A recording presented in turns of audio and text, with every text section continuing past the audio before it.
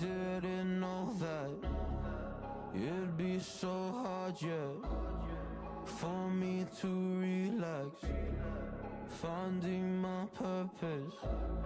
I don't know what makes me happy, don't know what makes me sad.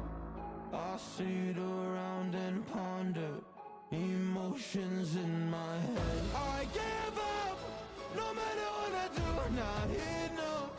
I try so hard to stop, I give in to every single bad temptation. And I just wanna feel like a good person, a good person. When I wake every single morning now, I give up. No matter what I do, I give up, I give up.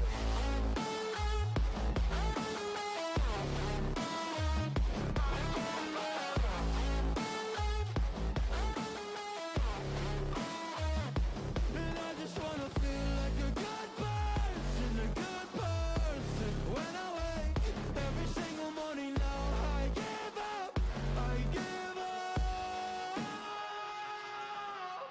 I just wanna feel free without any expectations. So many people think they know me, but they only know my music. And there's so much opportunity, so hard to make the most of it. When you feel so depressed and your bed whispers just to stay in it, I think I've had enough of it. I know that I'm not gonna win. Surrendering my everything, I'm giving up, I'm giving it. Nobody understands.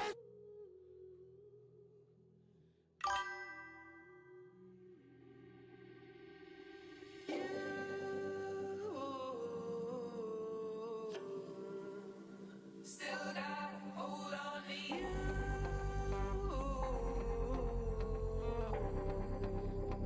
Even without you.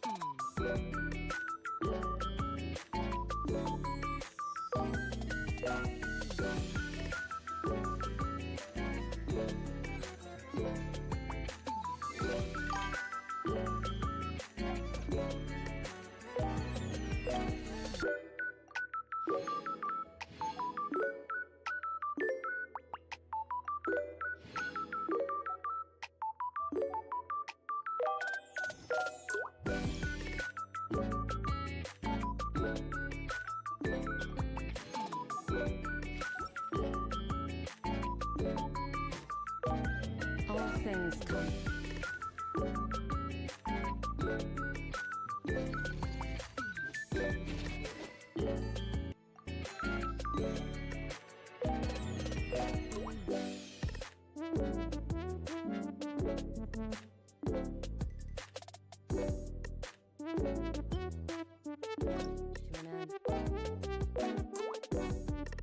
To an end.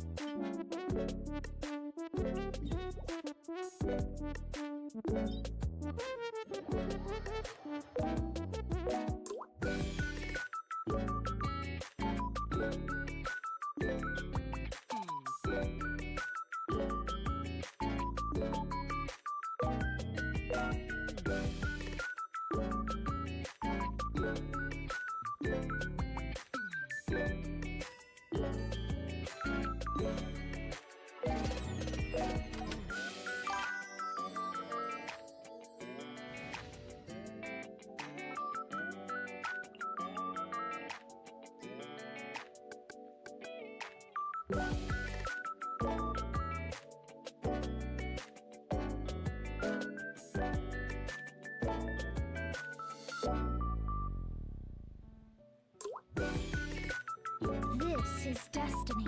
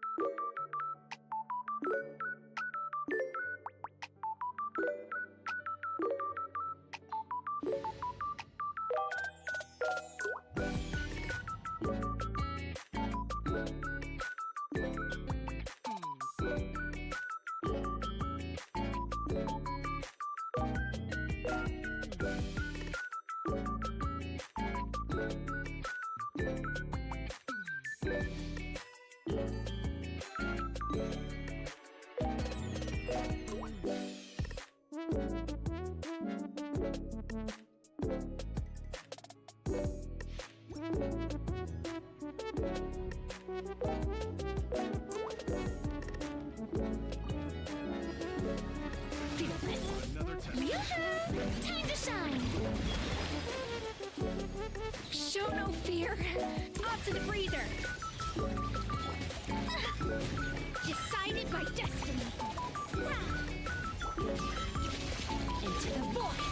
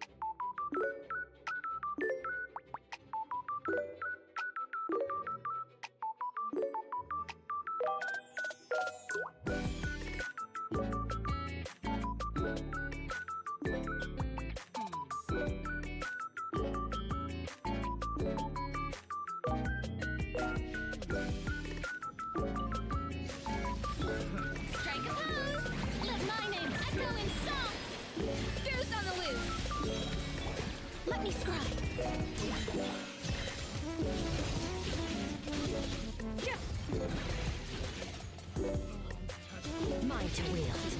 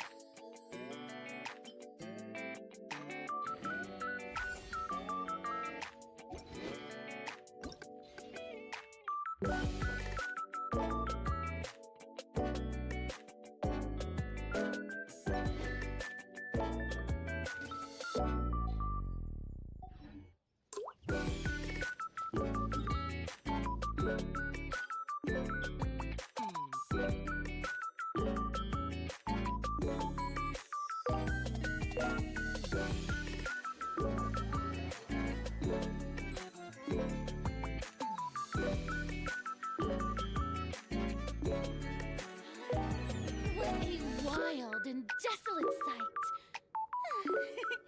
Allow me to grant you the blessing of water.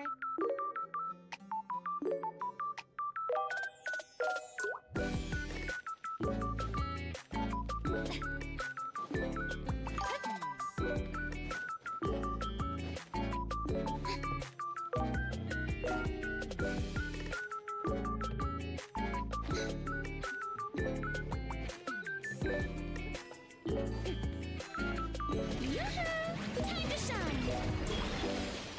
A dash of frosting, a burst of flavor, written in the stars, delved into destiny, fearless. Another star goes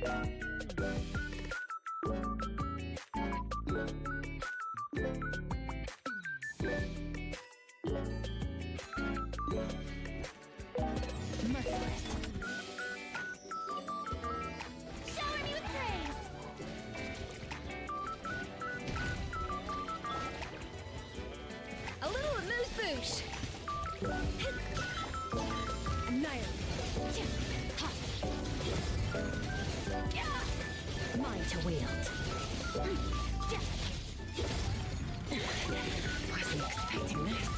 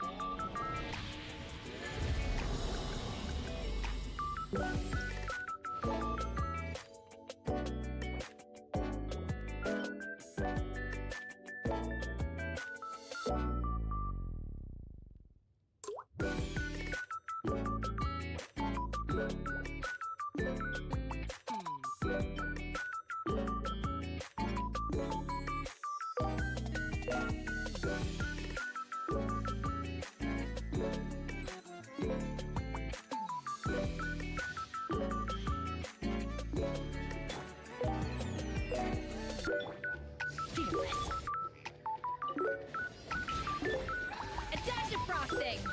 Delve into destiny. Fate is upon you. Merciless. Paradigm shift.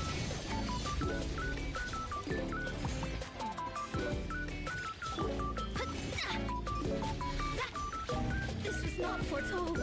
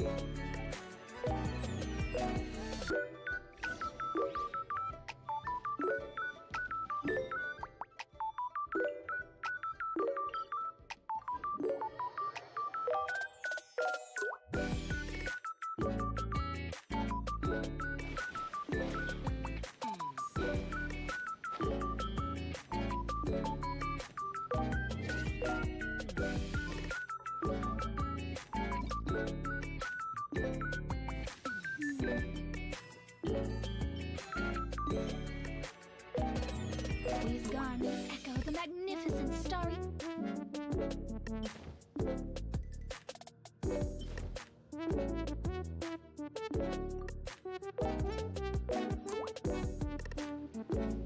Scry the sky. Yeah.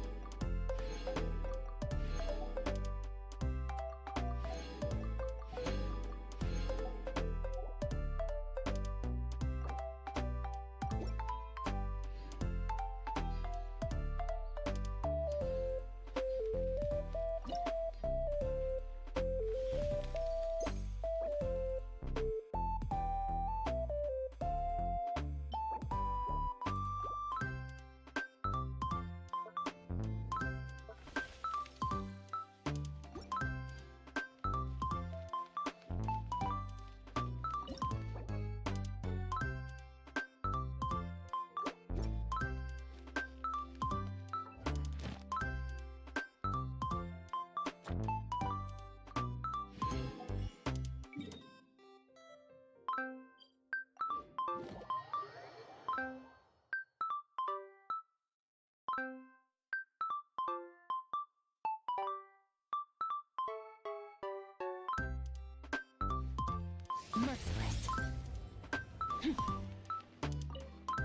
Add astro.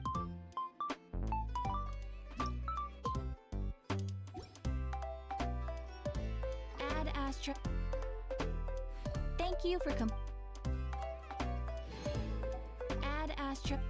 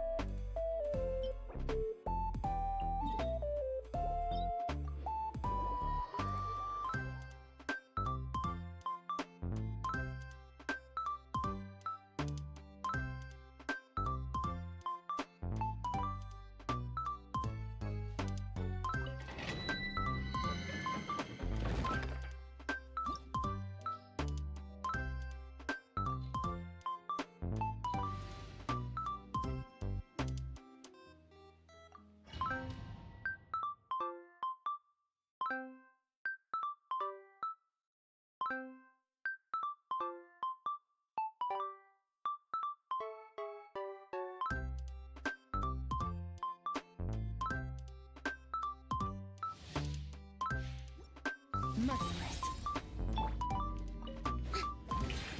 Let my name echo in song! A little amuse-bouche. At first, the fleet written in the stars. Shadows of fate. Into the void. Skirk.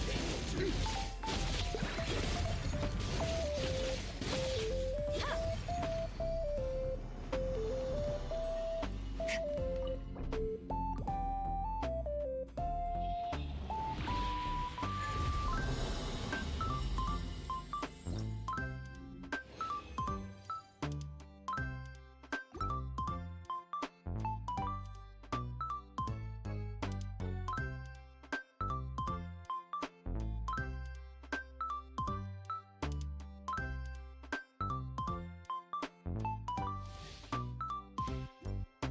Merciless. Let the world come alive! A dash of frosting! The pinnacle of excellence! Fate is upon you! Let me scribe!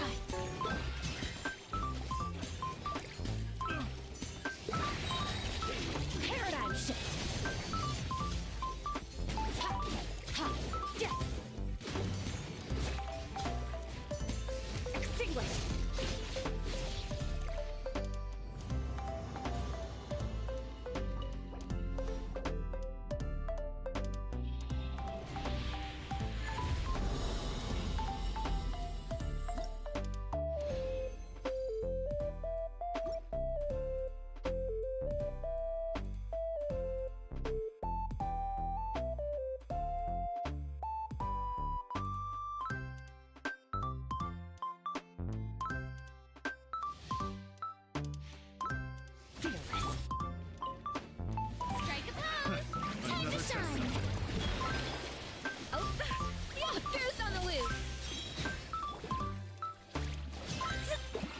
Decided by destiny. Another star goes out.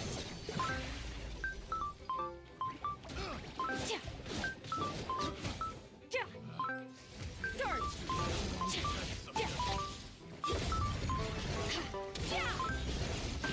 Mine to wield.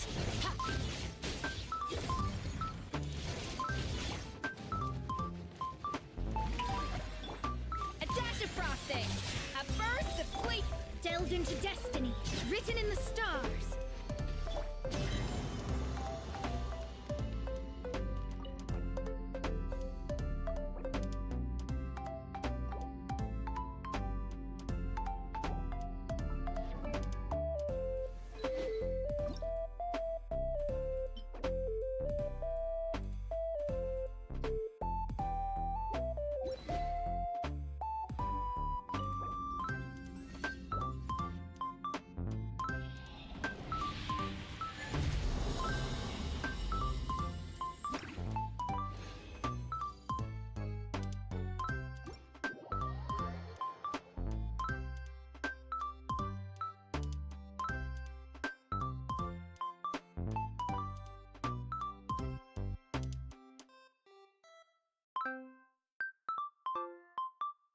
Merciless.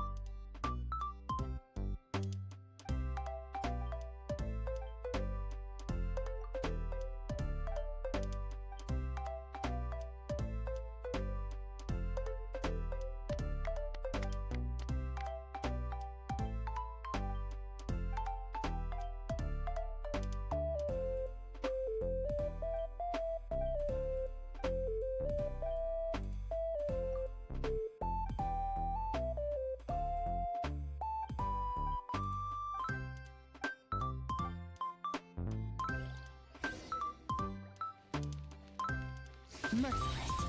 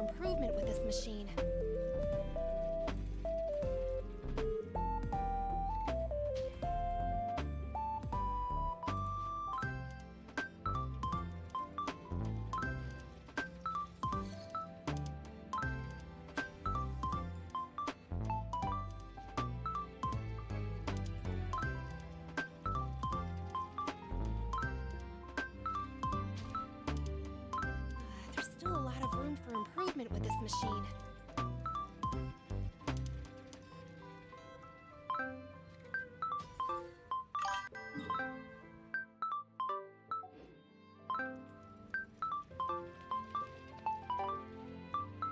Fearless.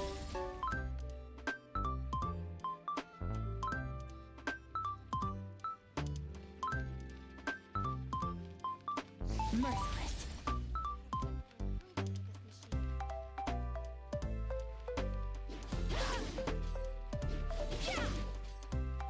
Fearless.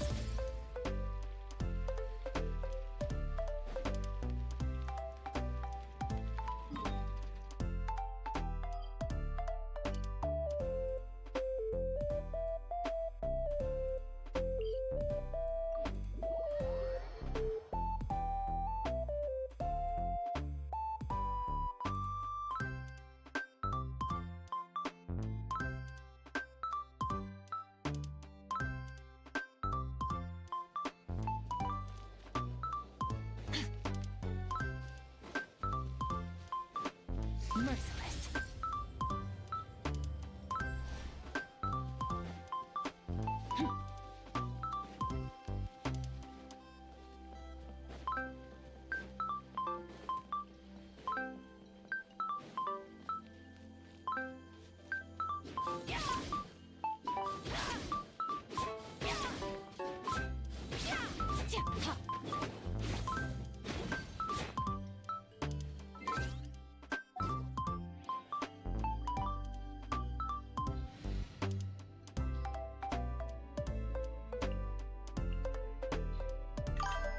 Are we going on a trip?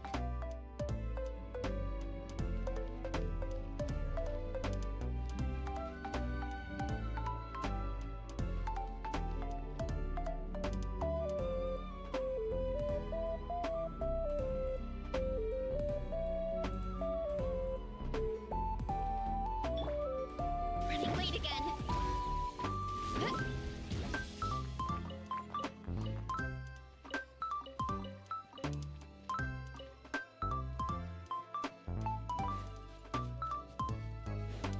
Let's roll.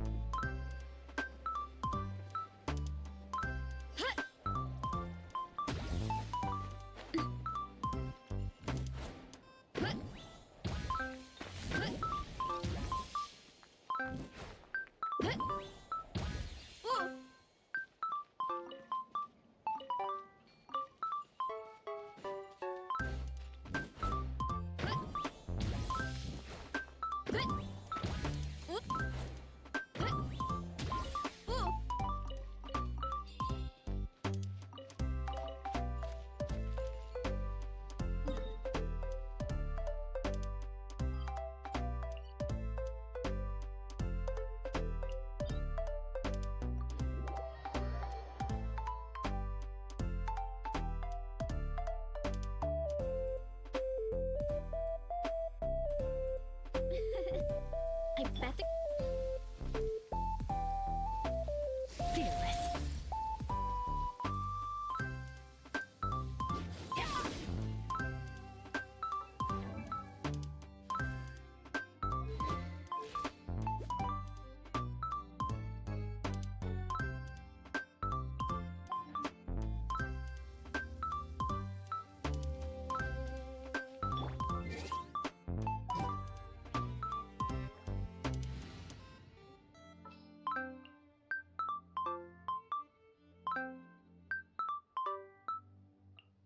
This is how it must be.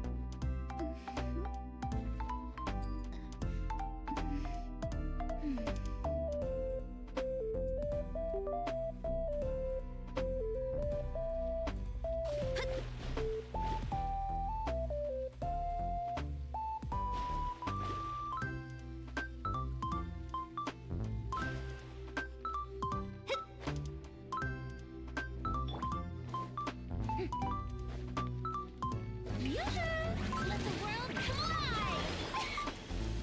Goose on the loose! Decided by destiny!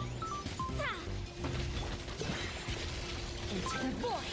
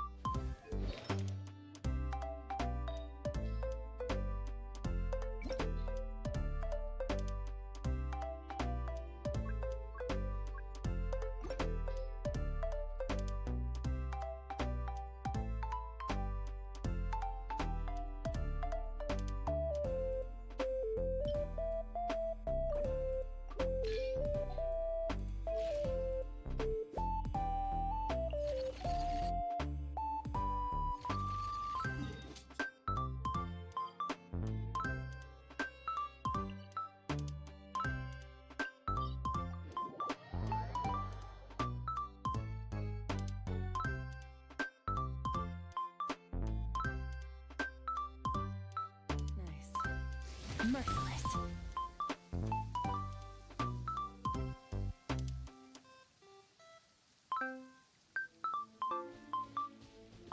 Fearless.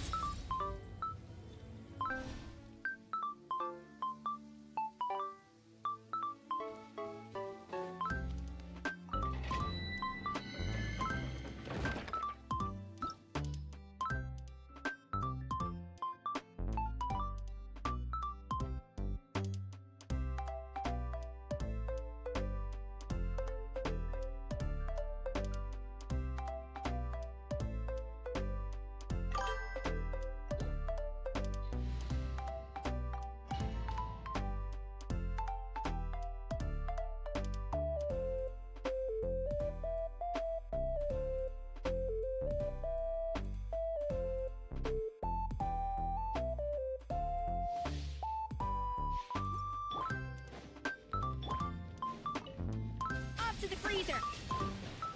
Yeah!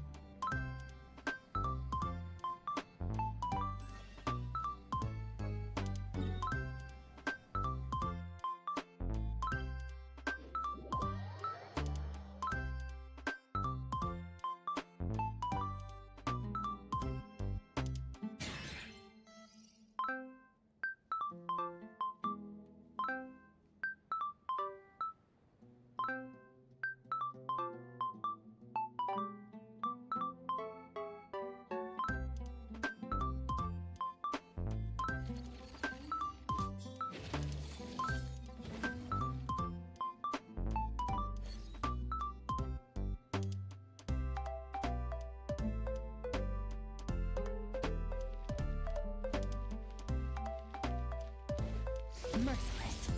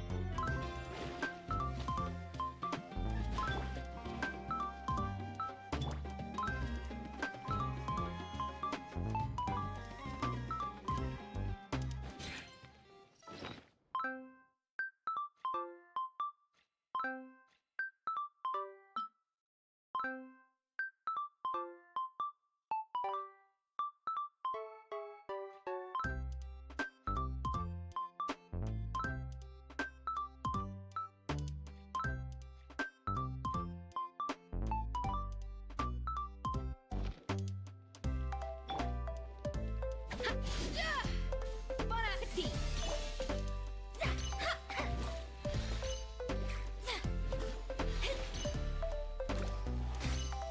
Shadows of fate!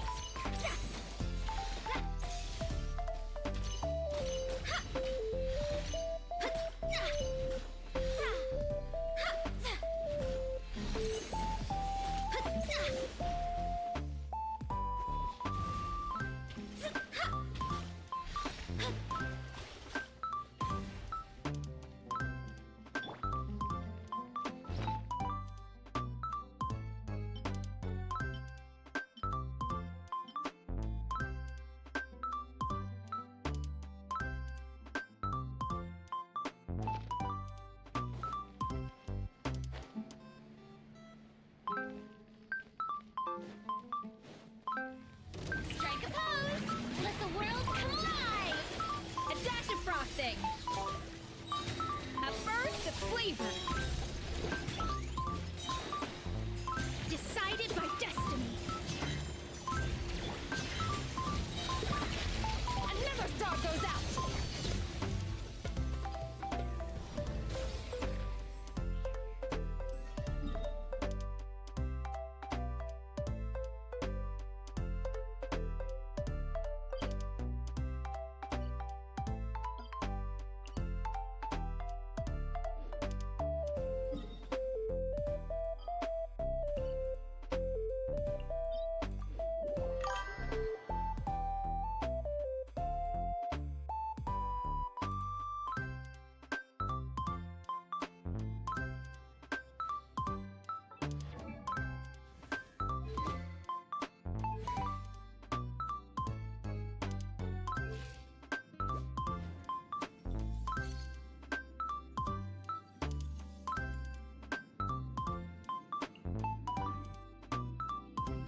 Where do we come from?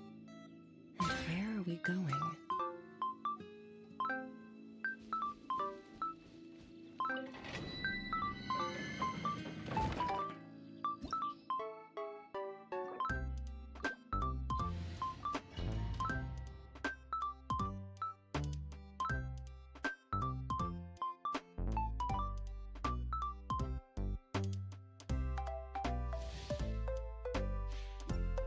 Fearless.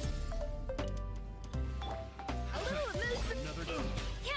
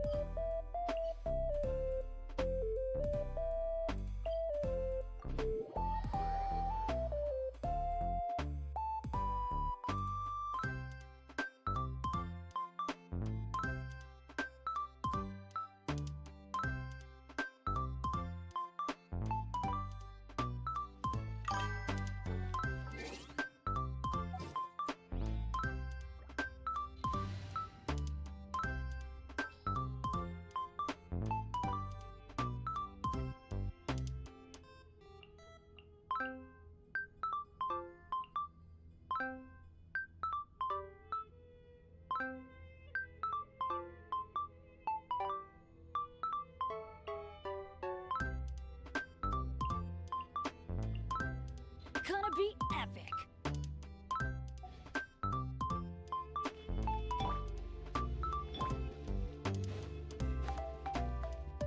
Off we go.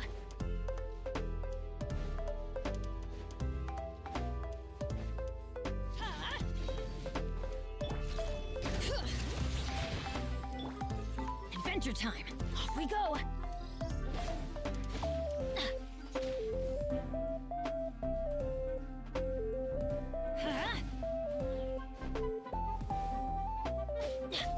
Adventure.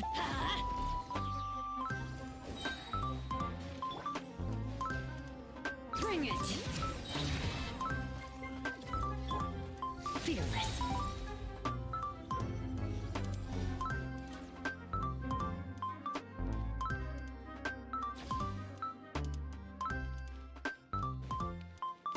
Merciless.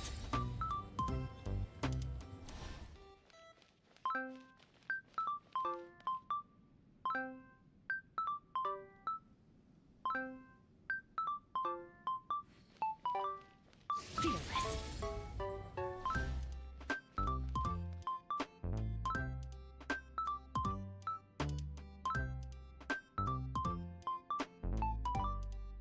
Fearless. Ha. Yeah. Ha. Ha. Merciless.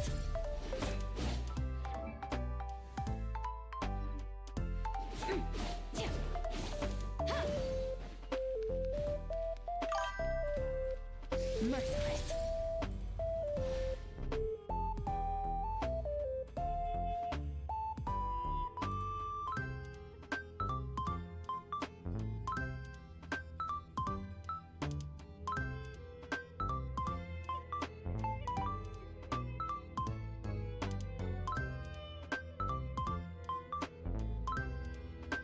Merciless.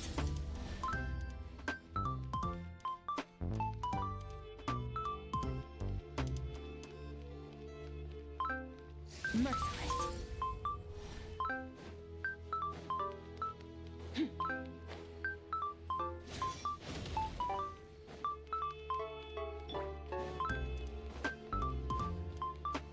Shower me with praise. Let my name echo in song. Teamwork is dreamwork. Merciless. Paradigm shift.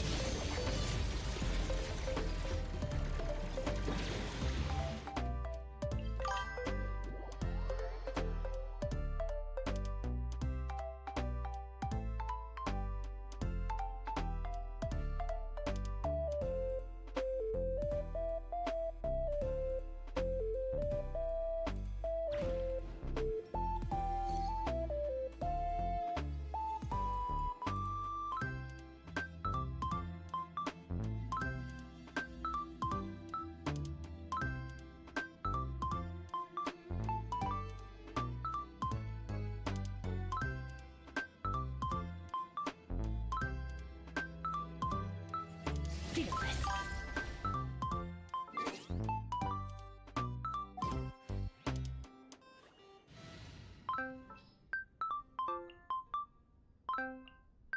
Ready to spice things up.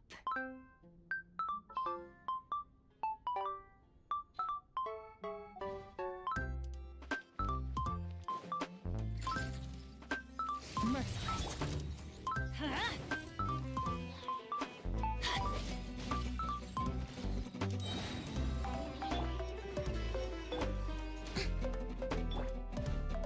Let's light it up! Huh?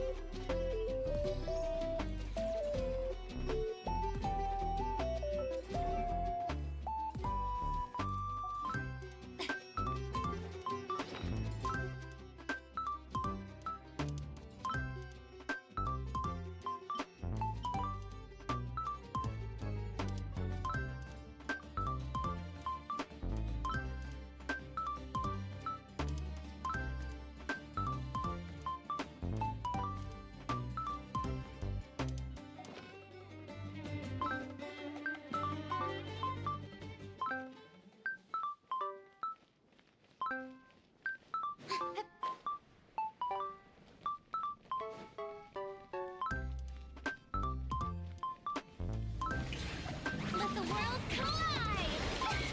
A dash of frosting! Goose on the loose! I'm going in! Huh? Fearless! Another star goes out!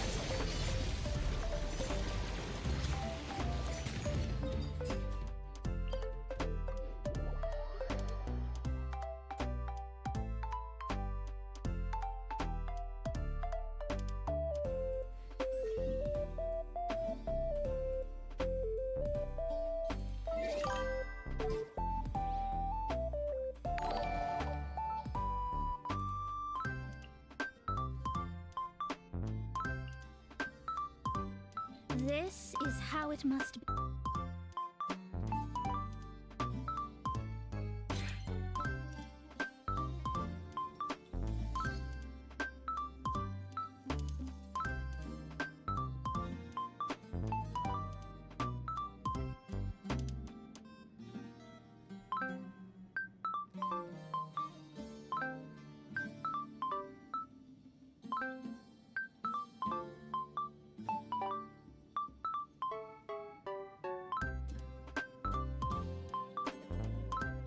Merciless.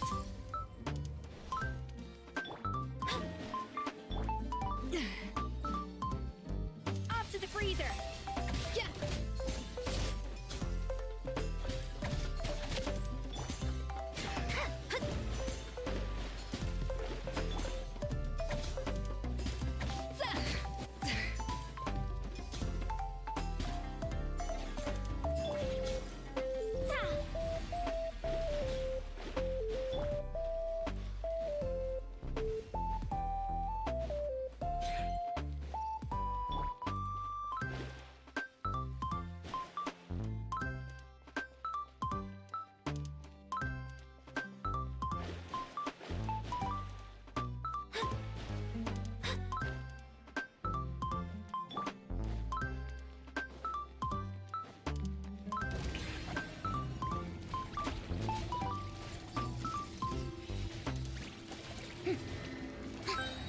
Let my name echo in song! A little amuse-bouche! A burst of flavor! Fate is upon you! Yeah! Into the void!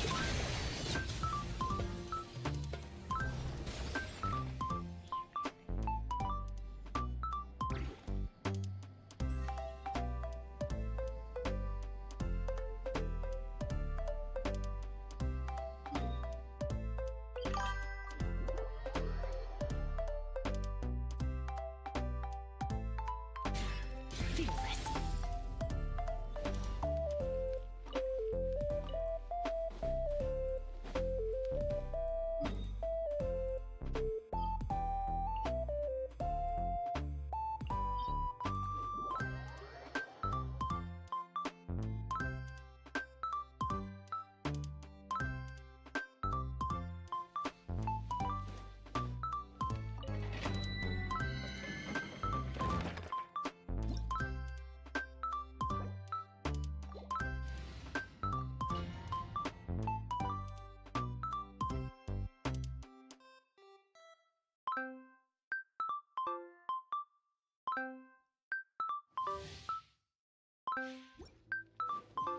Fearless.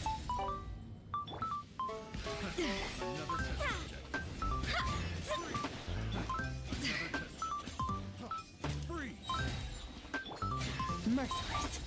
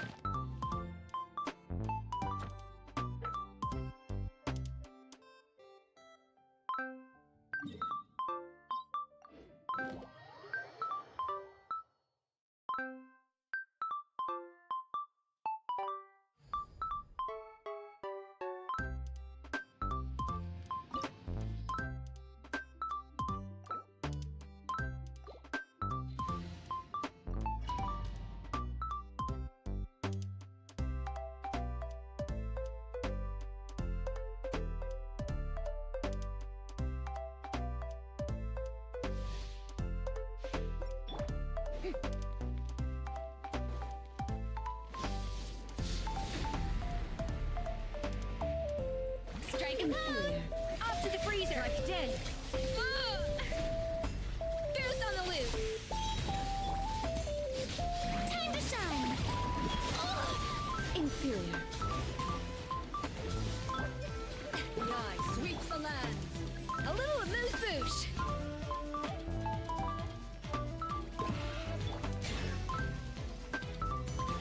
Annihilate. Inferior.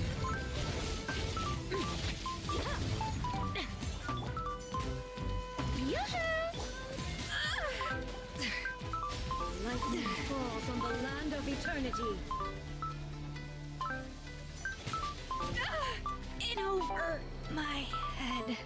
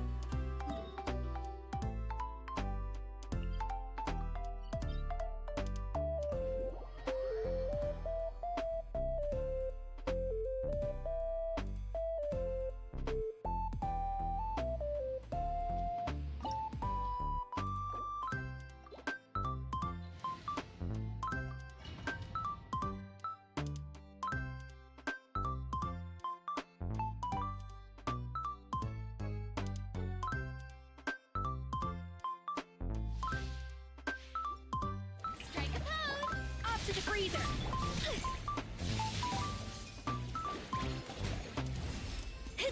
Leave my space! Destiny cannot be denied.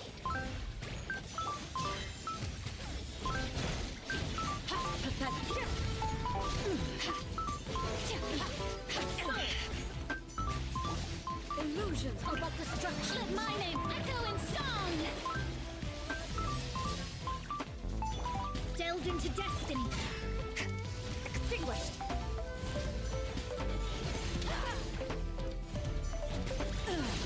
Shattered.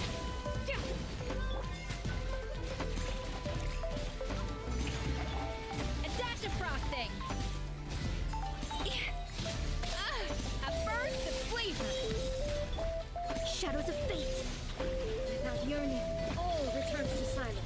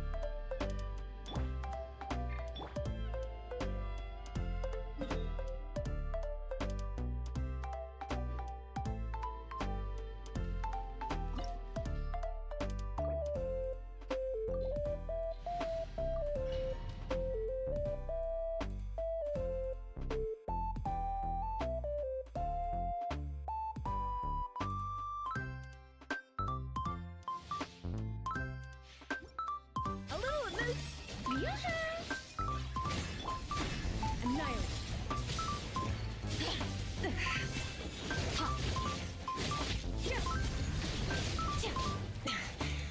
This is getting interesting. Inferior.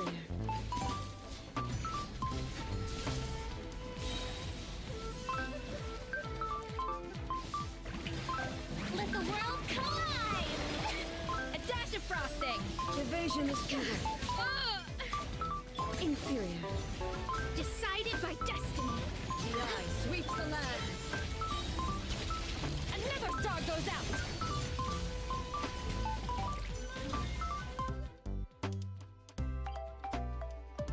The stars fade to black.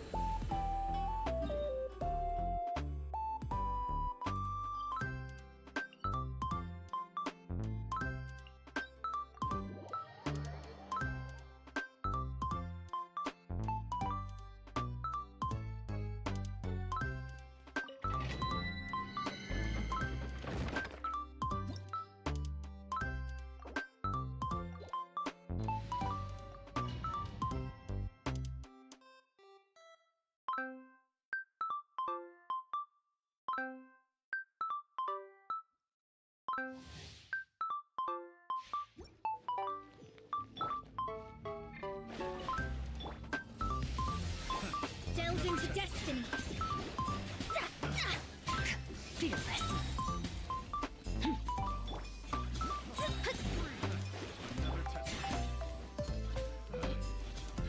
Merciless.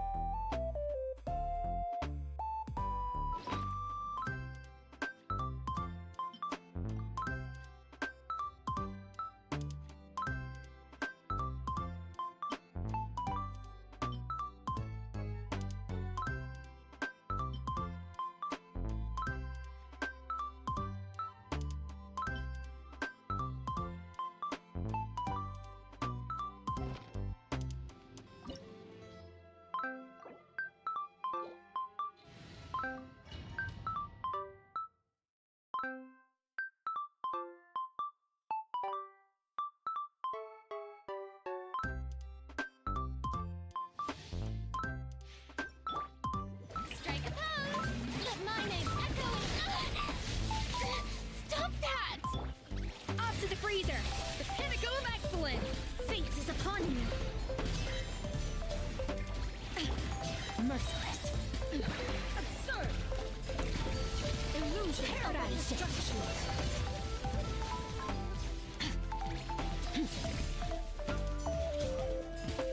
Extinguished!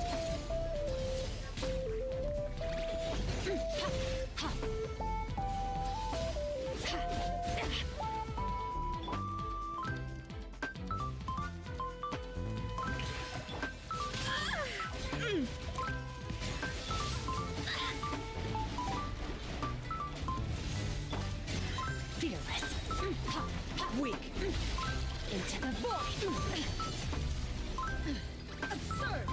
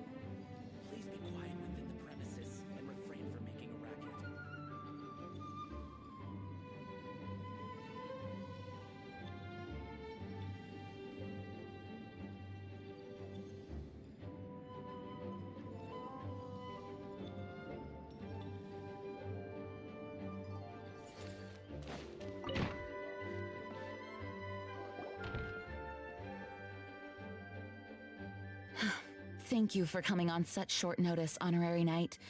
I know you must be busy. Well, to make a long story short, there's a particular matter at hand that the Knights requires your assistance with.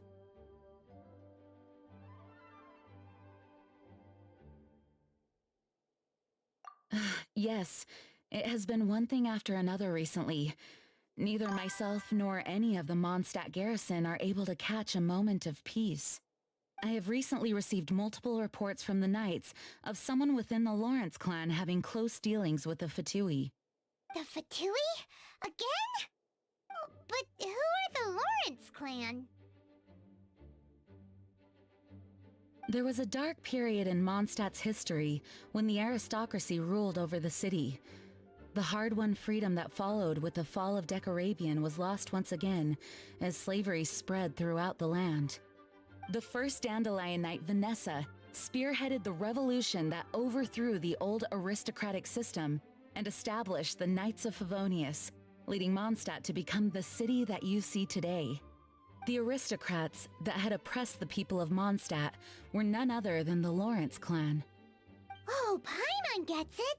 So the clan's descendants are now scheming with the bad guys to carry out more dubious deeds. We suspect as much, though we have yet to obtain any solid evidence. The reason I summoned you here today is to ask you to help us further investigate this matter. Unfortunately, the Knights of Favonius and the aristocracy have been at odds with one another for as long as I can remember. We've already considered every possible way of resolving our differences, but it seems the descendants of the aristocracy remain antagonistic towards the Knights. No matter what stance we take when dealing with them, the outcome is always the same. Our efforts only result in adding more fuel to the flames. We could come knocking on their door on the grounds of a search warrant, but if the investigation were to come up empty, I'm afraid tensions and distrust would only increase. All of our past efforts would have been wasted. You are in fact the best candidate to represent the Knights of Favonius. But you need not emphasize your role as the honorary knight. You're a traveler from a distant land, and you can approach the aristocrats in this way.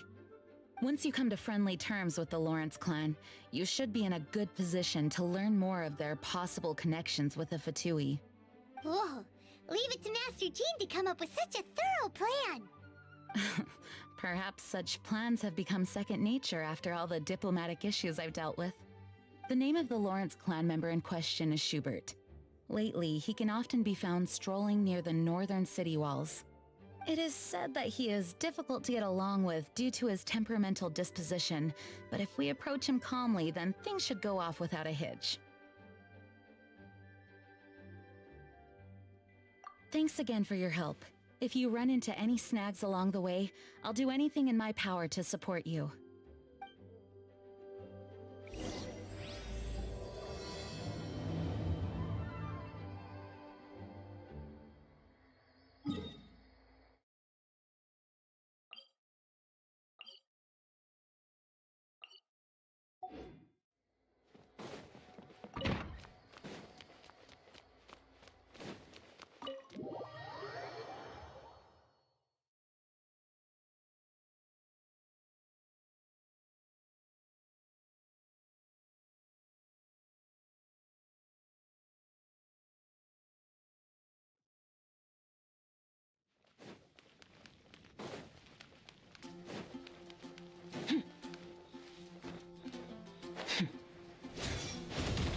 Fearless.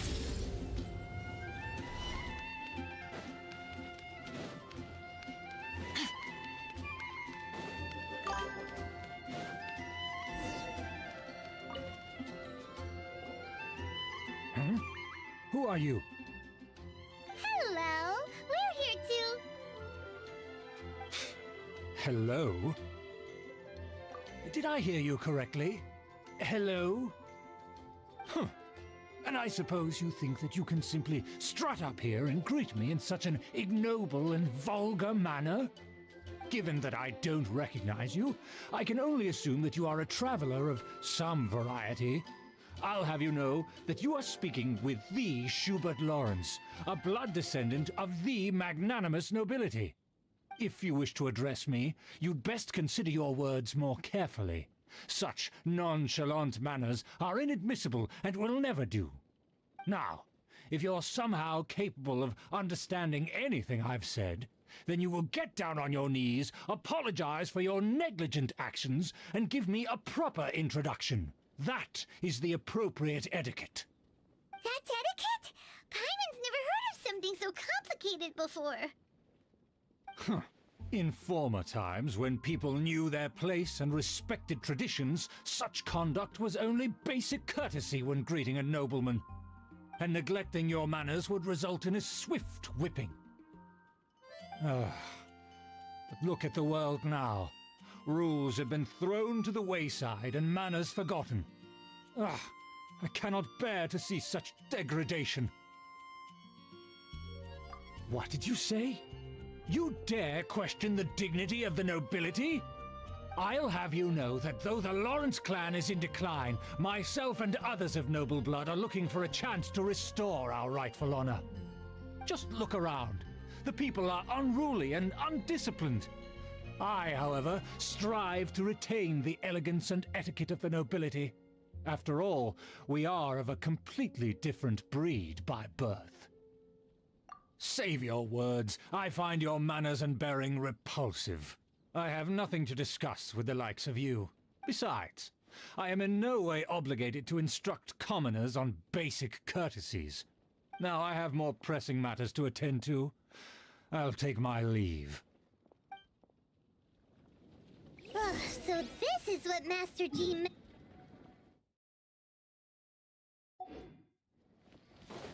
Fearless. Let's head back and talk things over with her.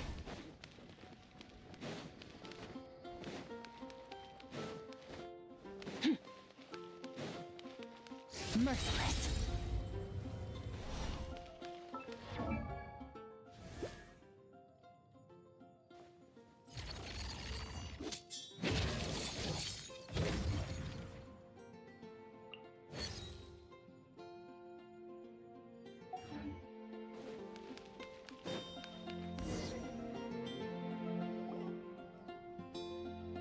Well, if it isn't the honorary knight! I'm just on my way out to gather some intel. I didn't expect to run into you here. Huh? Judging by your expression, you must have run into some trouble. Master Jean tasked us with a special assignment, but things seem to have run aground for the moment. No need to get down on yourself. Sometimes things just don't turn out as planned. Even I can't guarantee useful intel every time I'm dispatched. You just have to keep at it and never give up. Hey, why don't you let me try to help? Master Jean asked us to build a connection with someone named Schubert Lawrence. But it turns out that he's a peculiar character that doesn't listen to anyone, especially Paimon. Aha, Schubert! I know him. Let me guess, he said you didn't have any manners. I've been on the receiving end of his lectures many a time. The Lawrence clan can be very particular about such things. You mean everyone in the Lawrence clan is just a big headache? As aristocrats, they believe there should be a certain distance between themselves and common folk. I understand their thinking, but that's just not how things are anymore. However, there is one exception among the Lawrence clan, my good buddy, Eula. Buddy? That's right. Not only is she from the Lawrence clan, but she's also captain of the Knights of Favonius 4th Company. Eula is special. She's not quite like the other members of her clan. She has her own beliefs and it shows. In other words, she doesn't really adhere to the strict rules and conventions of her family. However, she's still quite knowledgeable about dealing with the Lawrences. I'm sure you'll see what I mean if you meet her. That's strange. If Eula is a member of the Lawrence clan, then why would Master Jean choose us for the task? Well, it's a little complicated. Basically, the Lawrence clan has frowned upon the fact that Eula joined the Knights. Her family members don't particularly care for her. In their eyes, Eula is nothing but a traitor to the family. She's very easy to get along with. Just explain the situation, and I'm sure she'll help you come up with a way to get along with Schubert. In fact, I think she's out in the wilderness on patrol this morning. You should be able to find her around Stormbear Mountains. Thanks, Amber. All right, you heard her. Let's go find Eula. Good luck, you two. I've got my own matters to investigate. Who would have guessed the Knights have a member of the Lawrence clan?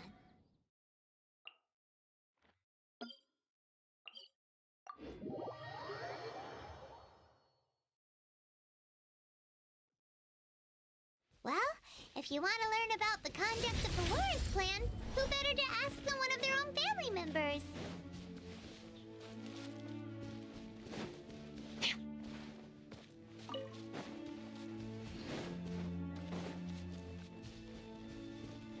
Huh? The Fatui? What are they doing here? Is that why Eula was sent on patrol here? Let's fight first and talk later! So quiet.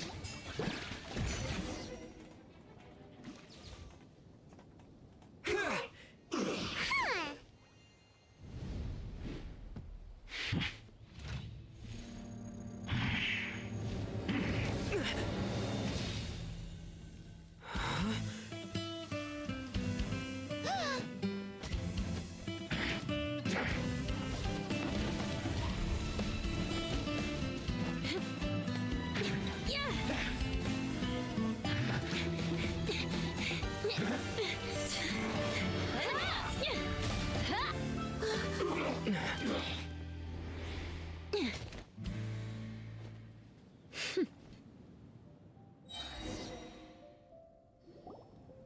You don't think twice before reaching for your sword, do you?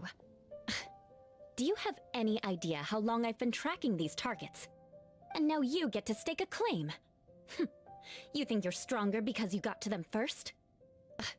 Mark my words, vengeance will be mine. What? That's right. I heard the commotion and came as swiftly as I could, only to find you two already fighting the Fatui. Not only that, you are making quick work of them too. If I didn't make my move, you would have been able to take all the credit. Still, I'm glad you're unscathed. Confronting that number of Fatui at once can be dangerous.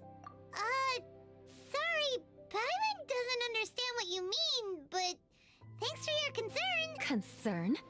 Why would I be concerned for the safety of my arch-enemies? Arch-enemies? Wait a minute! You were saying how glad you were that we were unscathed a second ago! By which I meant, if you were injured, I'd have to escort two strangers guilty of stealing my targets all the way back to Mondstadt. Which would mean you'd cause me even more trouble. My vengeance would be swifter still. Huh? So that's how you see all this? Yes, that's me. Paimon thinks she's pretty strange. Although at least we can communicate with her. You dare to call someone you've just met strange? Forget the aristocracy. That's rude even by normal standards. Speaking of which, how do you know my name? This is the honorary knight of the Knights of Favonius. And speaking of rude, we're trying to investigate an aristocrat named Schubert Lawrence. He's so obsessed with etiquette that he's not even willing to speak with us. I understand now. That's my uncle, all right. But why do you mean to investigate him? I see. You have some nerve to faming a family member right in front of me. I will have vengeance for this too. No! This is an assignment from Master Jean! It's just an investigation, that's all! To the everyday citizens of Mondstadt, everyone in the Lawrence clan is scum. It's natural for rumors and unwarranted gossip to lead to such suspicion. Hard to avoid such a reputation when you're known as the ruthless rulers of Old Mondstadt. Oh, so that's what you think of me? Yet another transgression to avenge. But, didn't you say it first? Oh. Curious. We've only just met, and you've already given me 3 causes for vengeance. It's been a while since I've encountered anyone as interesting as you.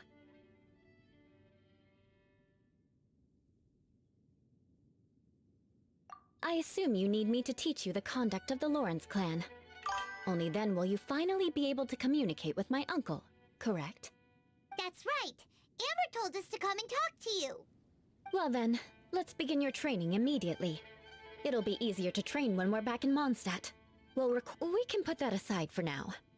Besides, if it's the acting Grandmaster's assignment, and Amber's the one who recommended me, I should comply.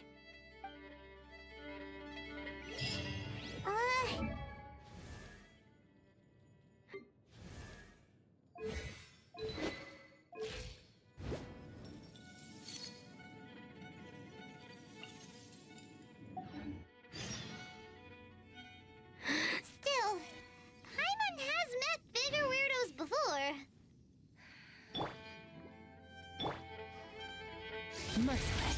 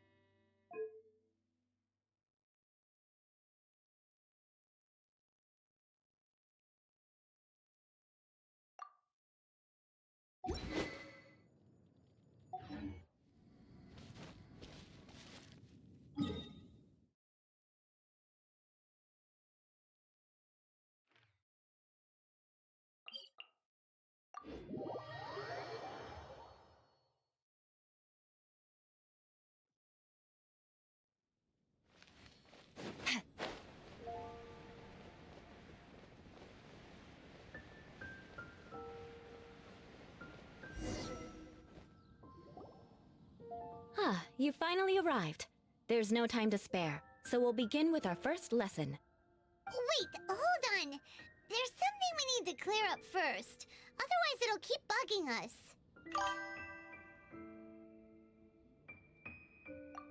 So that's still on your mind, huh? Maybe you're the ones who can't let things go. Don't worry, there's a time and place for exacting vengeance.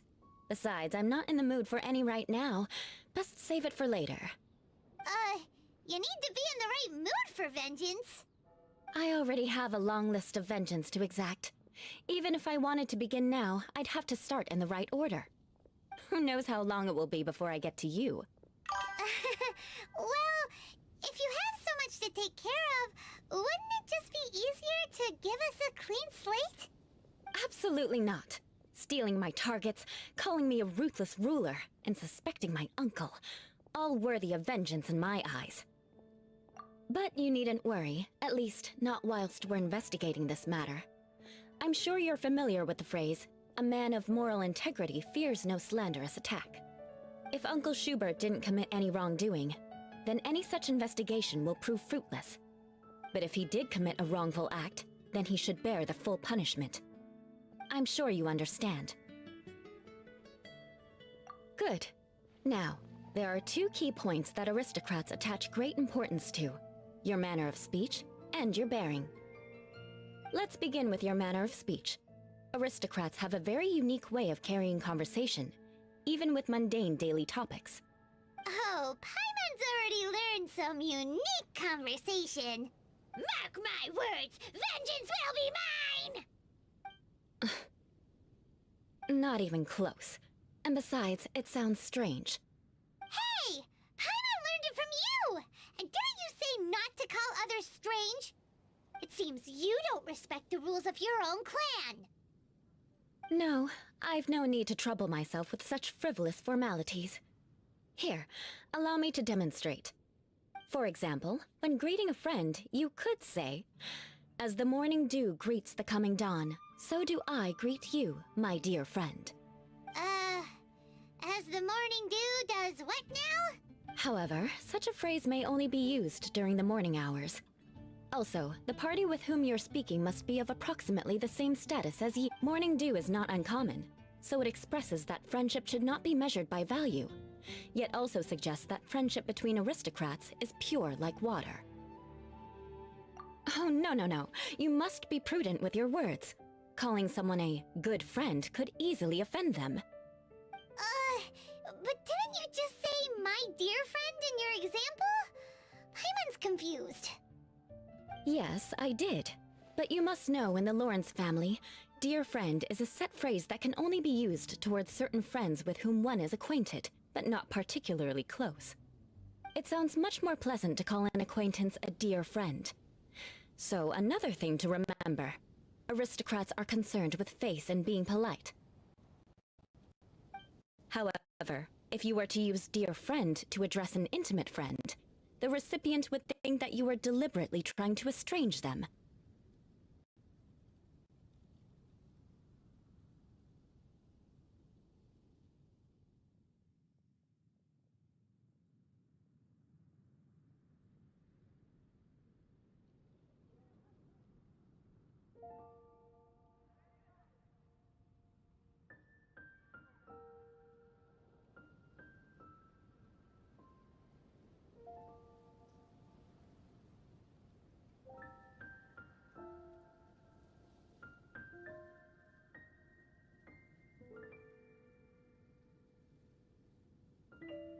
This is only the first step in making a greeting.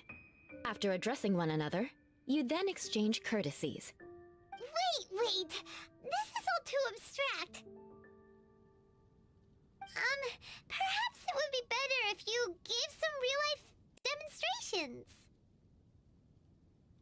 Ah. Very well. Come with me. We'll choose some bystanders to converse with.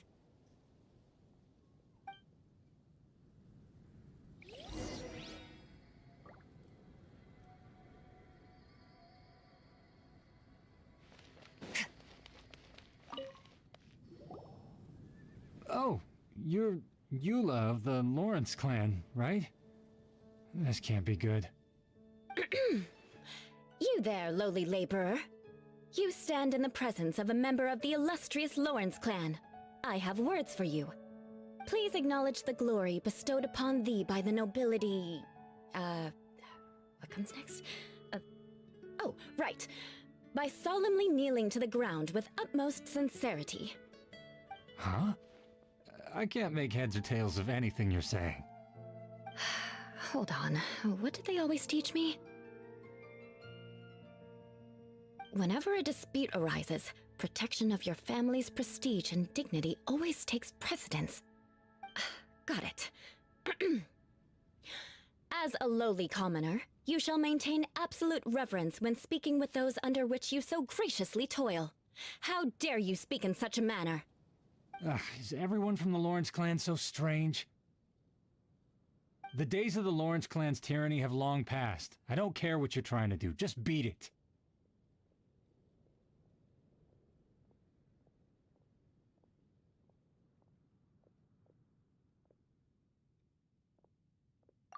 Like I said, I don't care what you're doing.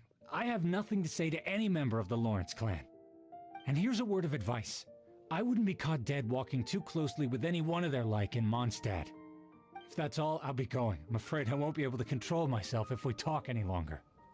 Hey! Don't leave! Halt! Mark my words, vengeance will be mine! Wow, the Lawrence name really does carry a terrible reputation. Never mind him. I could have predicted as much. Let's find someone else.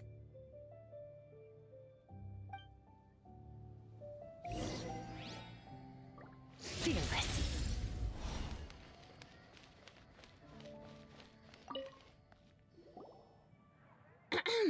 You there, lowly toiler. You stand in the presence of a member of the illustrious Lawrence clan. Please acknowledge the glory bestowed upon thee by the nobility, and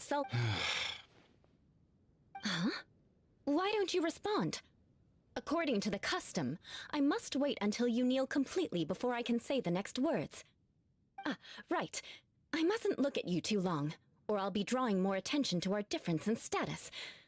Oh dear, I've already stared at you for quite a while. Fine. You may spare yourself the formality of kneeling, as it may be a little inconvenient. I shall continue. Oh, wait. I think there's a line for people with rude attitudes in this situation. Hey, stop bothering me or else I might say something you wouldn't like to hear. Then again, I've got no words for anyone from the Lawrence clan. Again? What's with this attitude? Yes, I don't think his attitude will change. If I keep grandstanding like this, the outcome won't be good. Let's try to find someone else to talk to. I'll remember your unwillingness to comply. Mark my words, vengeance will be mine!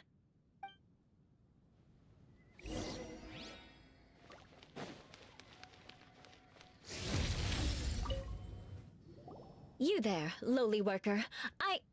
Yeah, I've already heard it all before. Look, just spare me the time. Our answer's always the same. We've got nothing to say to the likes of you. I mean, seriously, can't you just take a hint? Please calm down. We don't want to cause any trouble. I know she's a Knight of Favonius, and that the Knights wouldn't misplace their trust, but the name Lawrence carries too much weight with it. Even to this very day, the descendants of the Lawrence clan are still scheming to reclaim Mondstadt and reinstate their aristocratic rule. And if that wasn't enough, here you are purposefully using their awkward way of speaking just to put on an act? Don't you care for the feelings of us ordinary folk? You have but mark my words, this transgression will not go unnoticed. Huh? You want to fight? Listen here, I may be no match for you, but I'll be sure to lodge a complaint with the Knights of Favonius. I'm sorry, but I want her to understand that I'm serious. Listen here, if you don't want things to get more unpleasant, then you'd better just stop. Forget it. There's no point in quarreling any further. Let's go.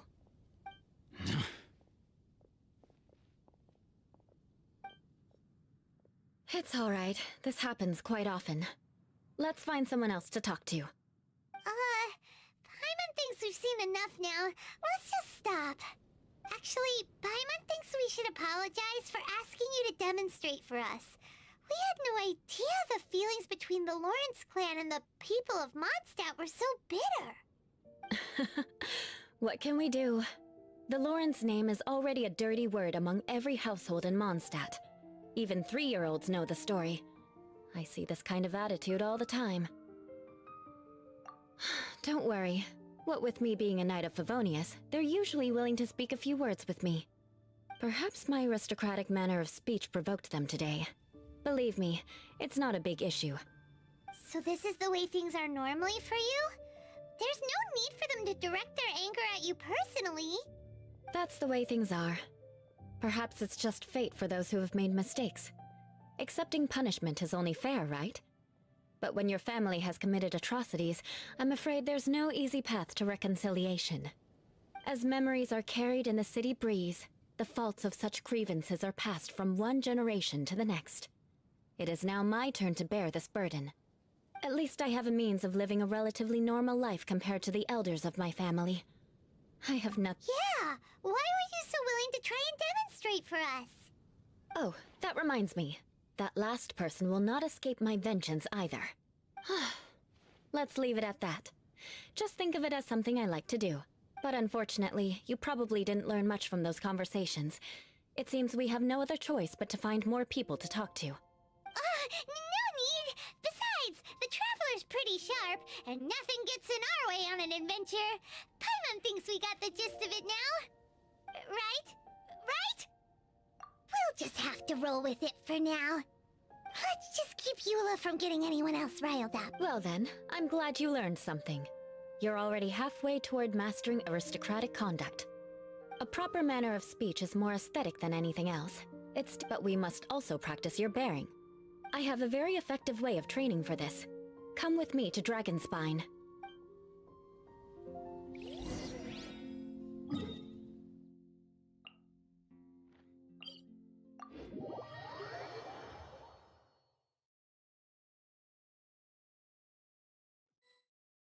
They say that at absolute zero, everything falls completely still. Compared to that.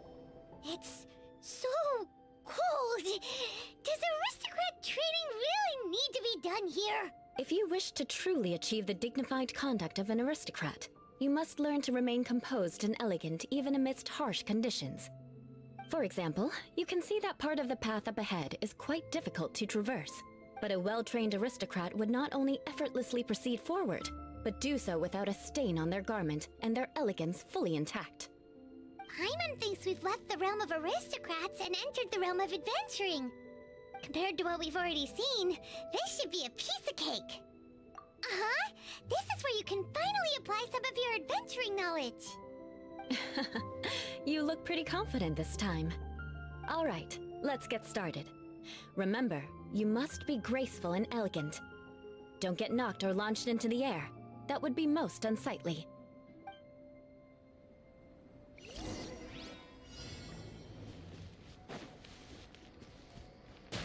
That won't do. You've exposed your shortcomings. No need to worry. Head back to the starting point and try again. It'll be difficult remember, you...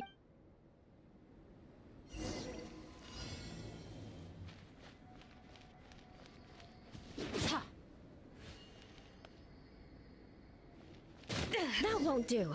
You've exposed your shortcomings. No need to worry. It'll be difficult. Remember.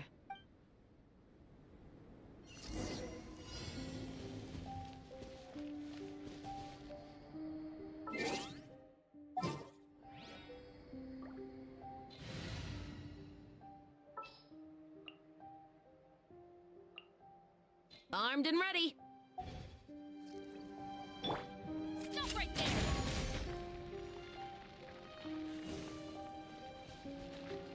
Hands where I can see them.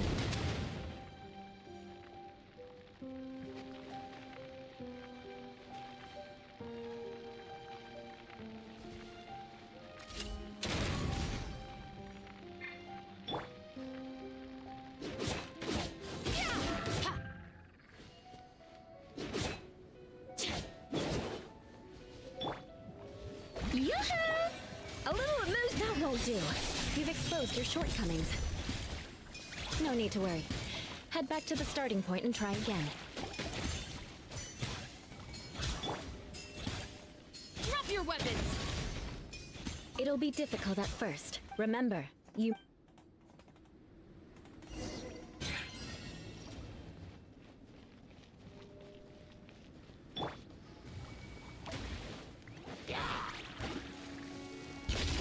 Another star goes out.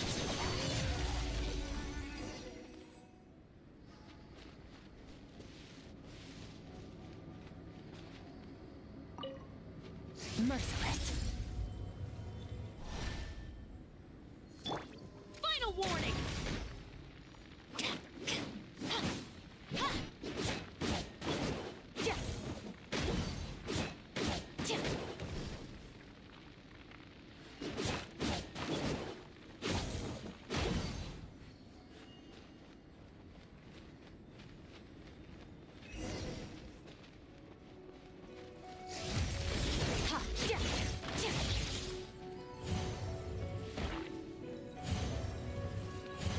Mine too. That won't do. You've exposed your shortcomings. No need to worry. Head back to the starting point and try again.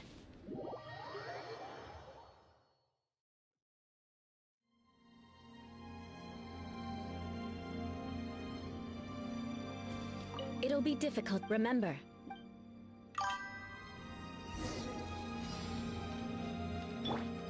Drop your weapons! That won't do. You've exposed your shortcomings. No need to worry. It'll be difficult remember.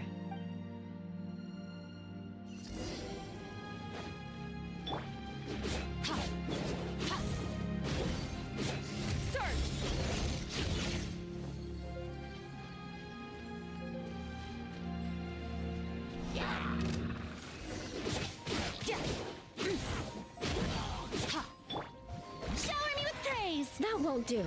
You've exposed your shortcomings. No need to worry. Head back to the starting point and try again.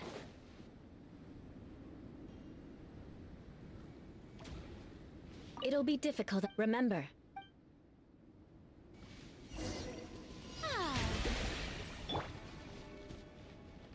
Stop right there!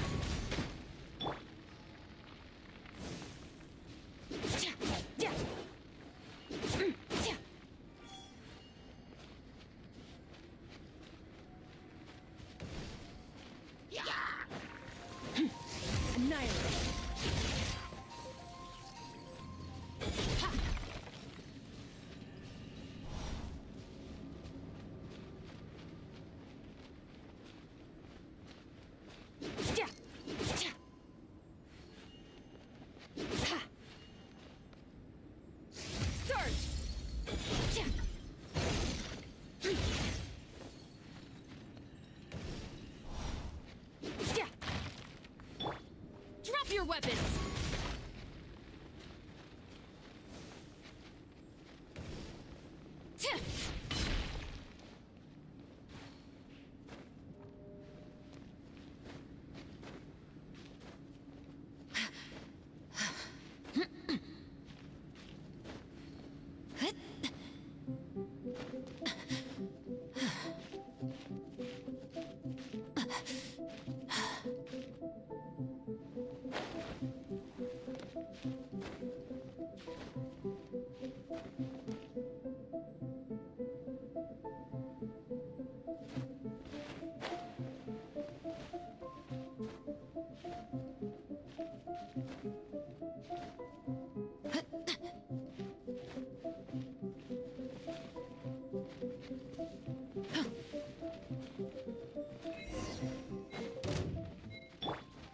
Extinguished!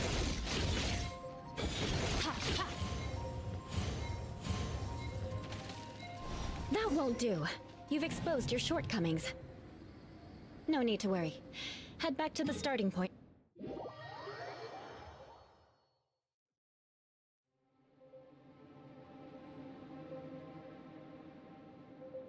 It'll be difficult. Remember.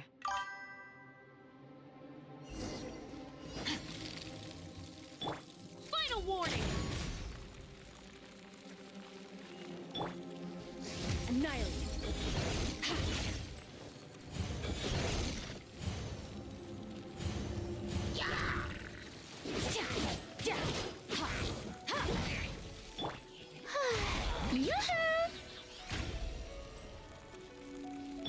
Drop your weapons!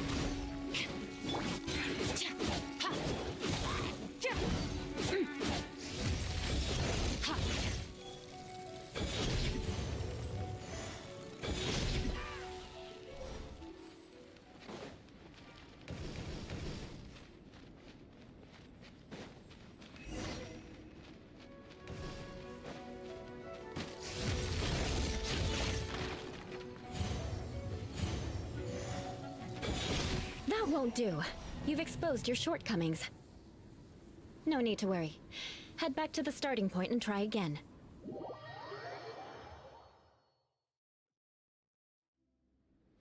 It'll be difficult. Remember.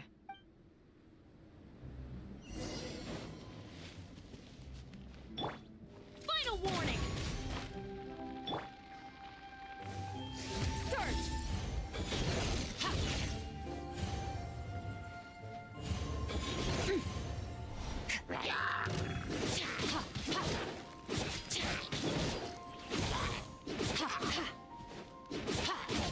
Extinguish!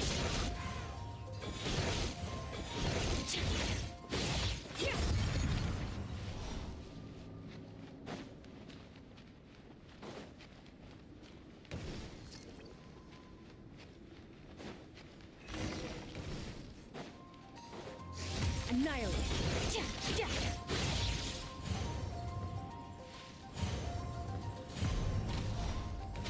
That won't do. You've exposed your shortcomings. No need to worry. Head back to the starting point and try again.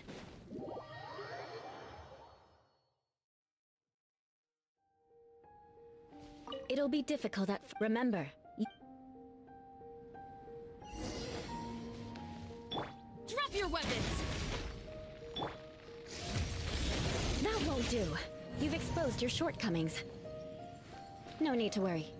Head back to the starting point and try again. It'll be difficult at first. Remember, you must be elegant. Don't get knocked or launched.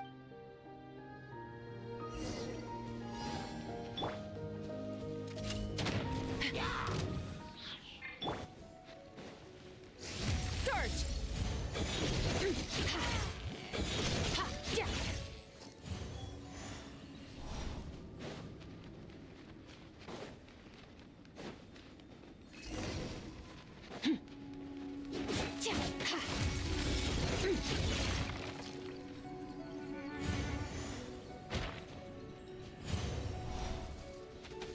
That won't do.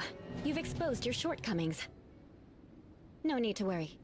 Head back to the starting point and try again.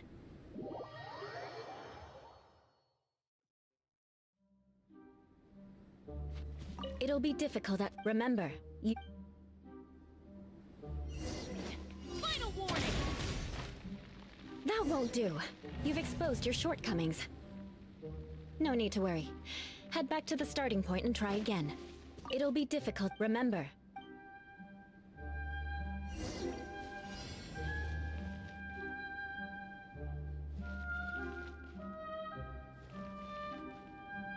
Drop your weapons!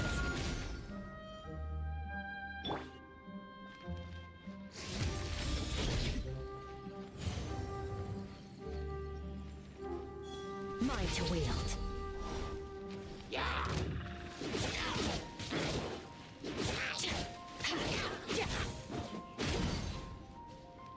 Extinguished!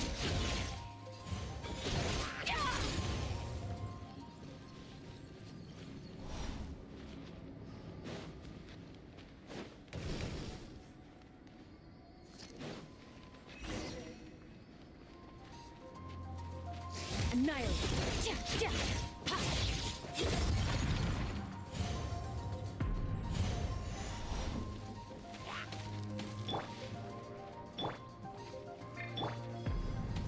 That won't do.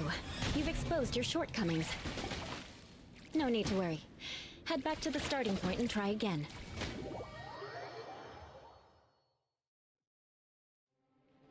It'll be difficult, remember.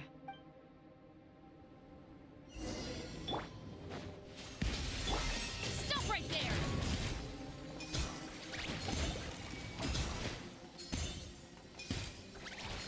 Justice will prevent... Ah.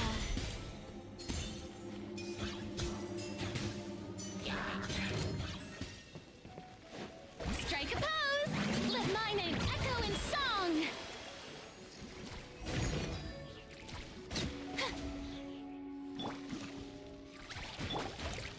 Final warning!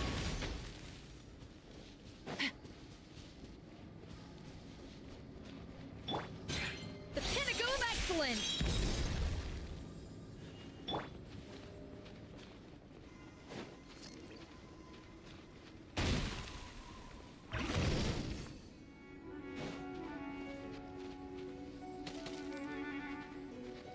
Drop your weapons!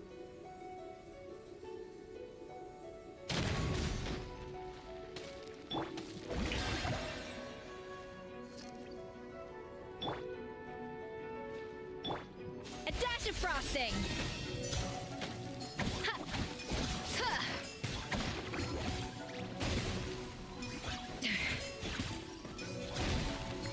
That won't do. You've exposed your shortcomings. No need to worry. Head back to the starting point and try again.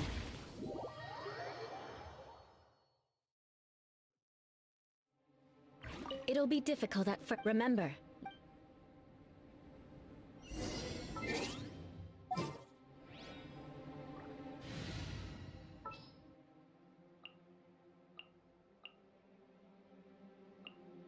Will there be enough food?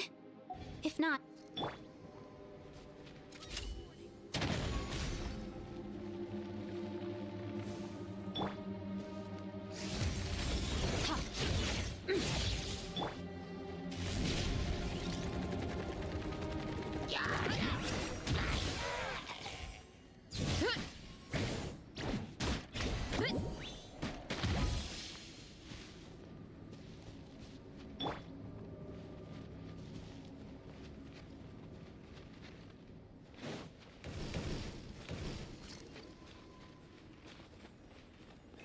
Drop your weapons!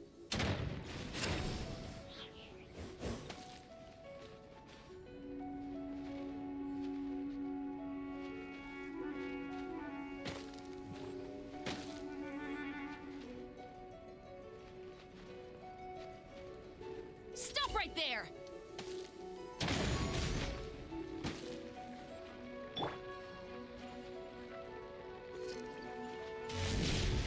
Here I go! Look out below! Charge!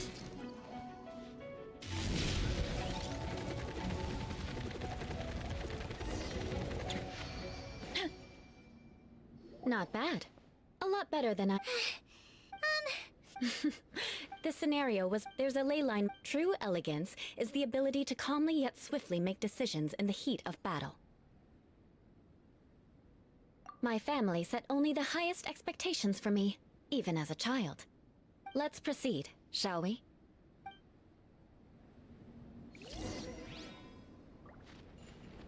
Running late again. This is the ley line monolith. Go ahead, activate it. But be careful not to get launched into the air or frozen while fighting. That would be most unsightly.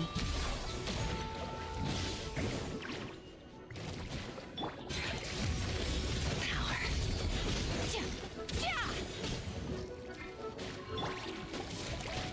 Hands where I can see them. Final warning.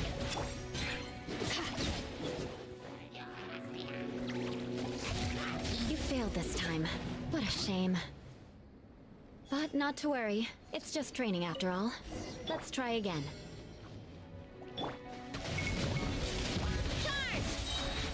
Yeah! Heads up! It's justice o'clock! Oof! Heads up! It's justice o'clock!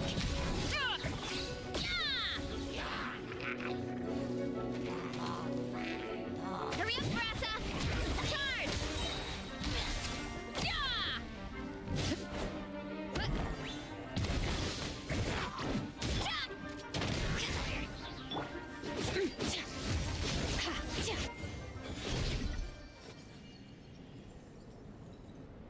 Well done. Your performance was most impressive. And you managed to remain calm even in these grueling dragon spine surroundings. Given such an outstanding... Like Paimon said, so that's... Hold on.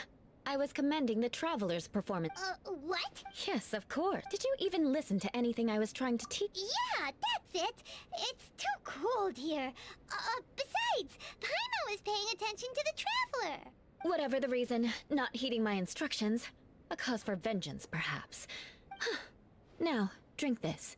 Huh? What is it? Certainly not. Didn't you just say that you were freezing? Oh, If I wasn't, so... Paimon knew something! All in the name of vengeance. No need to thank me. Now then, given that your training is complete, it's time we return to Mondstadt. I already have something...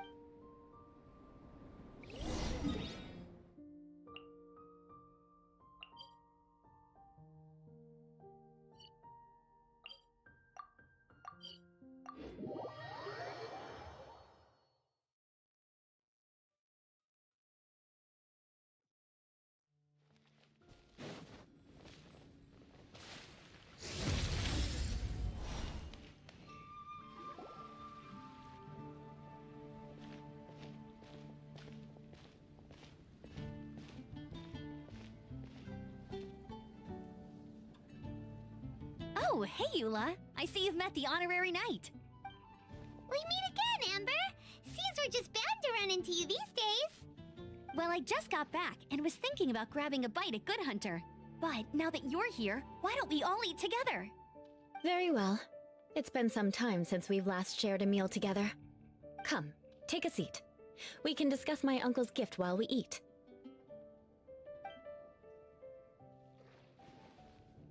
Yes? Is there something else you'd like to order? Could you please prepare a serving of my uncle's favorite, gebratenes Fleisch mit Sauerkraut? We'll take it at... Coming right up! Hold on a moment. Is this satisfying salad also something that Amber ordered? No, she didn't order it. But because she didn't order any vegetables, I thought I'd throw in a salad on the house. You know, to contrast all the meat dishes. So, we clearly didn't order this, yet you prepared it without authorization. Well then... please wait a moment while I get the dish for your uncle started. Delicious unauthorized delicacies. Sarah will pay for this. Why would you choose gebratenes Fleisch mit Sauerkraut as a gift for your uncle? This dish isn't actually on Good Hunter's menu. Only long-standing patrons such as my uncle would know about the dish. Because of the sour flavor of the sauerkraut, not too many people are fond of it these days. Eula treated me to the dish once, and I couldn't even finish a bite. I've nicknamed it Gebratenes Fleischmit Vengeance ever since. Ugh. I never expected us to have such completely different tastes in food. If I weren't in such a good mood, I'd say that constitutes grounds for transgression. Of course not. It's hard to find someone in Mondstadt that attracts contempt as much as she does. It's fine when you're just joking between us, but I'm afraid our honorary knight might misunderstand you. Eula's always talking about vengeance, but that's just how she is. It's nothing you should take too seriously. But I am serious, and I'll remember every transgression committed against me. Ugh, it's no wonder so many people dislike you. Paimon's starting to realize that Eula is actually a very good person. There's no need to be so awkward when you want to say something nice. Listen, you've never been labeled as a social pariah, have you? Well, no? So that's why you wouldn't understand how hard it is for a bad person to try to be good. All right, no need to look so sullen. I'm just kidding. Come on, let's eat.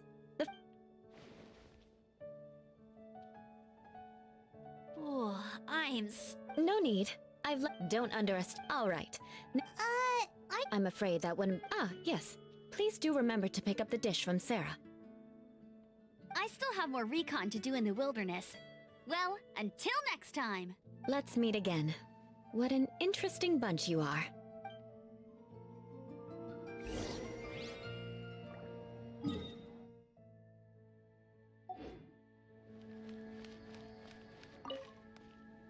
Here, the Gebratenes Fleischmit sauerkraut is ready to go.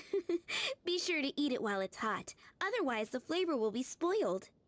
And by the way, don't worry too much when Eula says strange things. She's actually a very good person. Paimon's been meaning to ask. No one could stand the sight of Eula when she was trying to speak with the others in Mondstadt earlier. But she seemed to get along fine with you and Amber just now. What's up with that? The people of Mondstadt don't take kindly to anyone bearing the Lawrence name. They are unable to see past her family, therefore, so no matter what Eula tries to do... How come you're able to see Eula differently? Well, when she joined the Knights of Favonius, it caused... Many people signed a petition demanding that the Knights... At the same time... Whoa! So both... That's right. So you can imagine how determined Eula must have been. But thanks to Grandmaster Varka and the unwavering attitudes of others in the Knights of Favonius, they were able to quell the unrest. Tension. In the eyes of the people, she's a stain on the Knights of Favonius. And in the eyes of the Lawrence clan, she's a disgrace to her family. But she simply fulfills her duty as a knight, silently helping one person after another, myself included. People like Eula should be approached with care and understanding. She could stand to be treated a little more fairly. I believe a day will come when things will get better. Once everything's settled, we should go talk to Eula again. Paimon thinks we know how to communicate with... I'm glad. I think that would make her very happy, though she might not ever admit it. Take care. Please come again.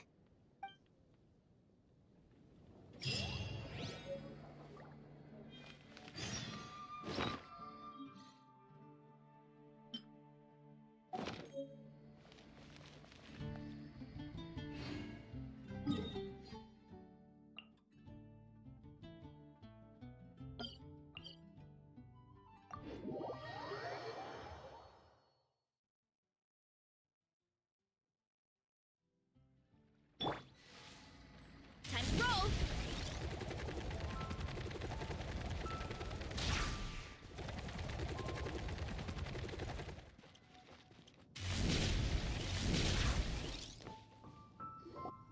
The tent seems to be pretty tattered, but there's a really fancy chair. Could this be it? It's you again. Magnanimous. Very well. I'm certainly not one... Wow, this guy thinks... A kindred spirit, I see. Yes, we must resist the blundering Knights of Favonius. You are true and principled. Impressive. My intentions were to test your humility. It appears you have become well-versed in our etiquette. Oh, so he was testing us. Sheesh, what an ordeal. Your conduct is satisfactory. I must say, such progress in such a short time is practically unfathomable. If I may ask, From whence did you learn such a civilized manner of speech? Ah, good. Very good. You are bright, and compared with the common folk of Mondstadt, you certainly have potential.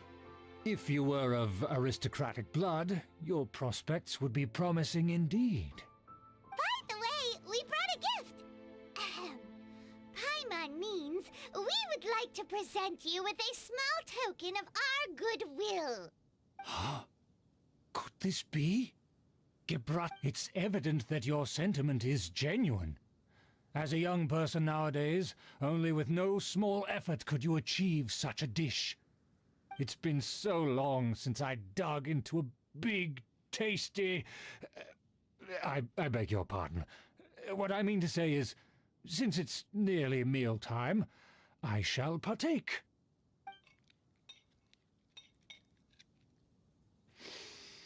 Ah, yes, this aroma, just as I remember it, and this exquisite sour flavor. A delicacy that only us noblemen and women could appreciate. Now even Paimon's starting to wonder what it tastes like. I acknowledge your genuine goodwill. Such sincerity must certainly imply that you come bearing a request. Wait, so you've come to know of this, too? It was meant to be a family secret. Well, considering your meticulous etiquette, you must be a talent of unusual fortitude. I'm willing to place my full trust in you. Please, come with me. We have to see some friends from a distant land. They have offered their assistance. So he trusts us solely based on your... Well then, let's get going, shall we? Do you think his friends are the Fatui? Things will get sticky if the Fatui happen to recognize you. What should we do?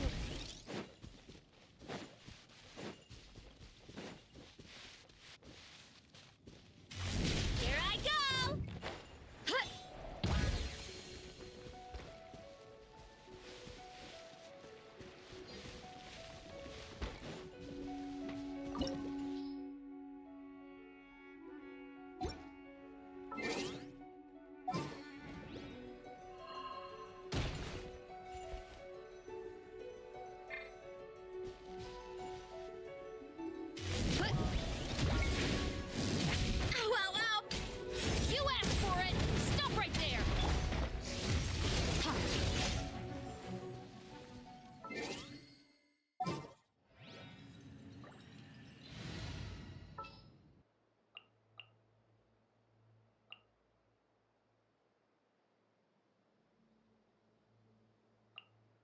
This is destiny.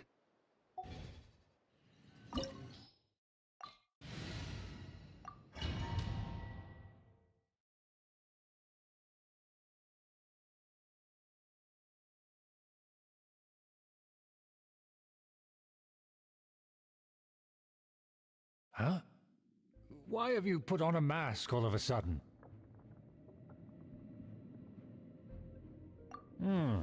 Even if they are powerful, our status is much higher than theirs in the land of Mondstadt, and therefore we shouldn't allow them to admire our true faces so easily. Good thinking. Paimon thought for sure they'd recognize us. Let's proceed, shall we?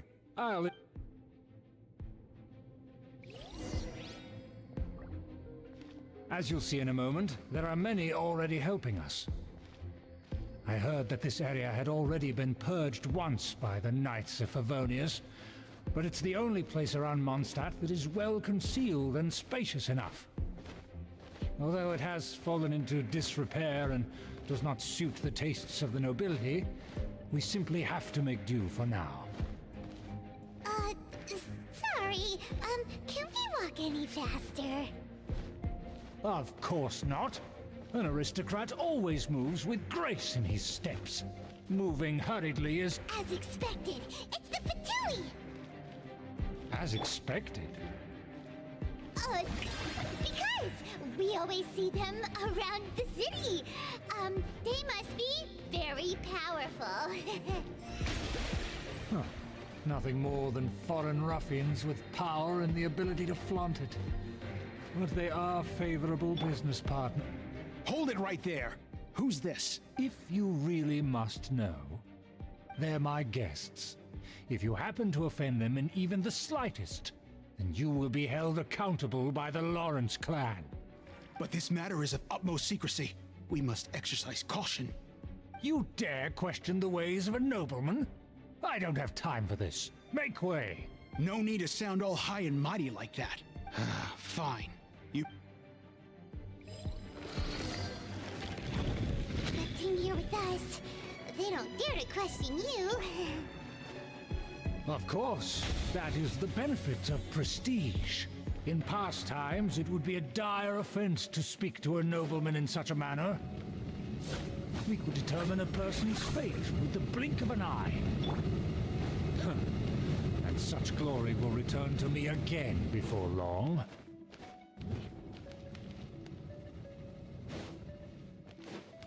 Merciless.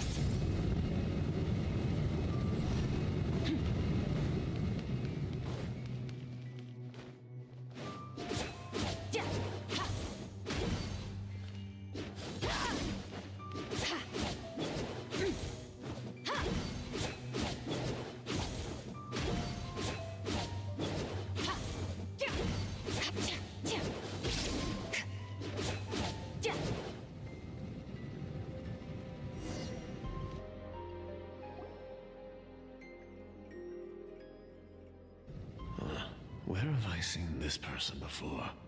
And who, may I ask, is this? We mustn't bring just anyone in here. This is our new ally that I've recently met.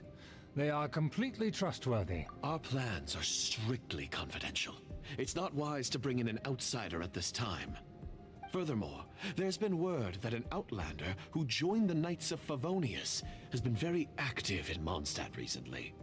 Don't be ridiculous. Besides, my guest is well versed in the etiquette of the nobility. I must treat them with the proper mutual respect. The Knights of Favonius pay no regard to such details. They could never understand the intricacies of our etiquette. And what about this thing? You mean Paimon? Enough! You dare question my word?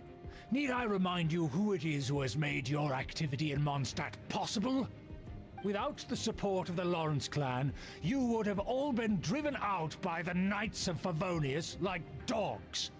You must immediately offer your sincerest apologies to my friend. You've offended their honor. Fine. I'll take your word and make no further inquiries. Now, to the matter at hand. Did you bring the diagram of Mondstadt's defenses as promised? Oh, so that's what's going on here. Yes, of course. Here it is. Let me see. Why is it so poorly drawn?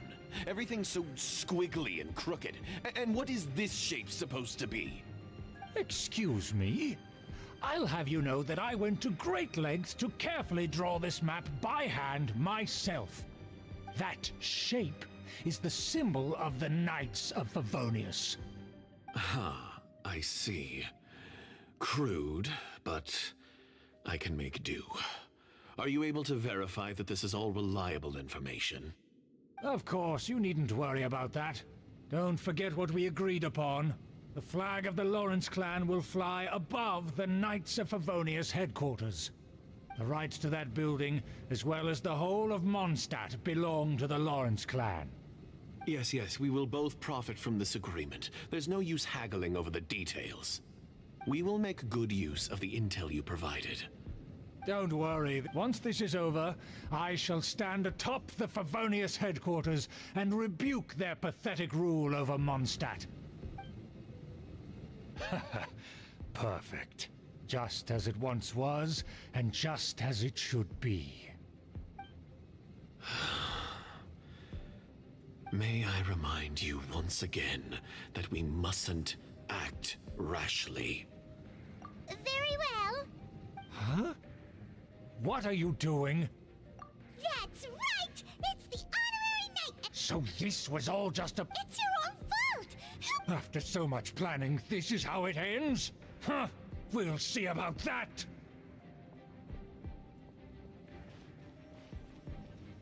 Just as I expected. No matter, we already have the intel we need. They're running off in different directions. Paimon remembers that this place is a dead end. Let's take care of the Fatui first and then deal with Schubert later. The door is open. Let's go!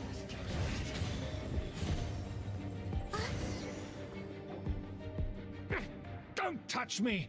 Get out of my way! I'll leave on my own! It seems we finally— Oh, it's you. It seems your investigation— Aha!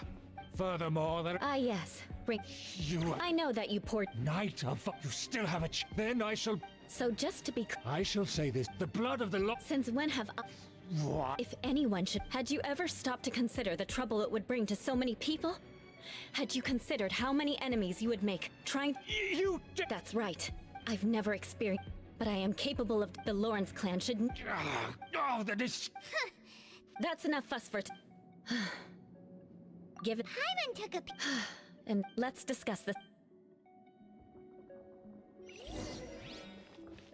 More speed.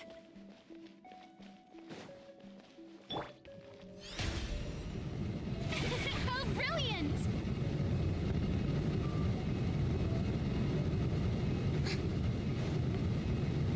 Ah.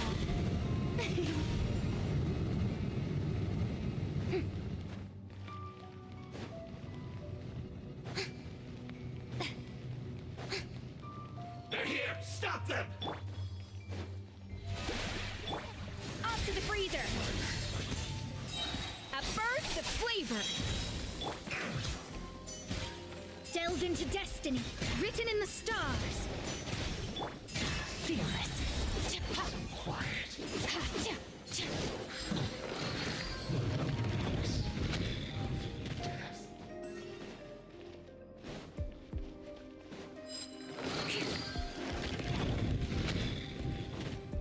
Eye for an eye! How brilliant! Let my name echo in song! A little amuse-bouche! Shadows of fate! Looks like I... Extinguished!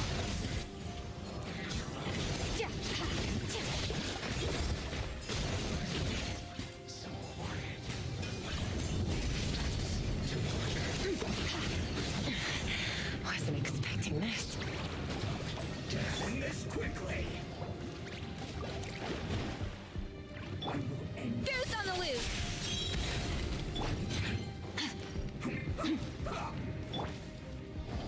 I condemn you! Flood of frost! Bad.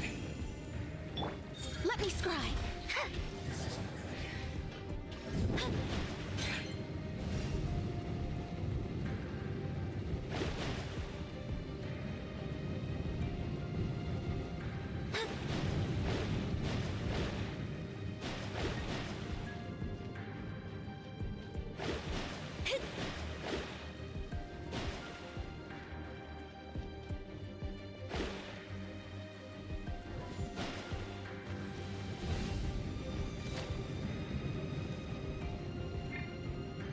Fate is upon you!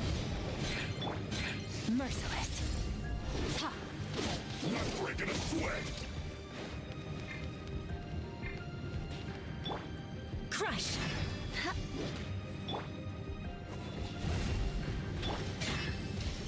Annihilate!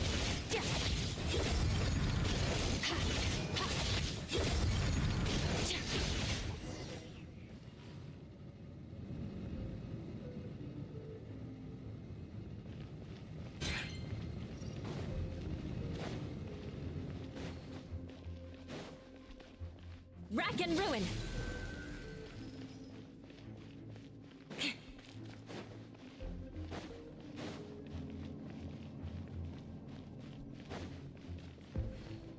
More speed.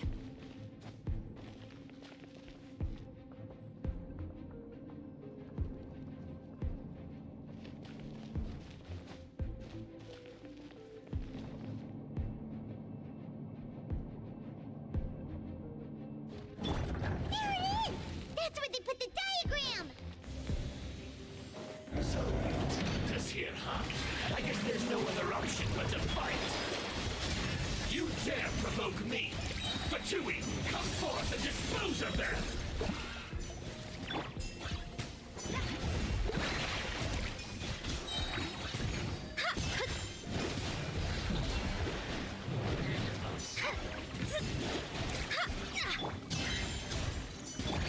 Beg for mercy.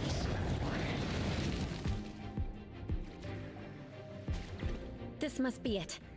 They may very well have already made a copy of it.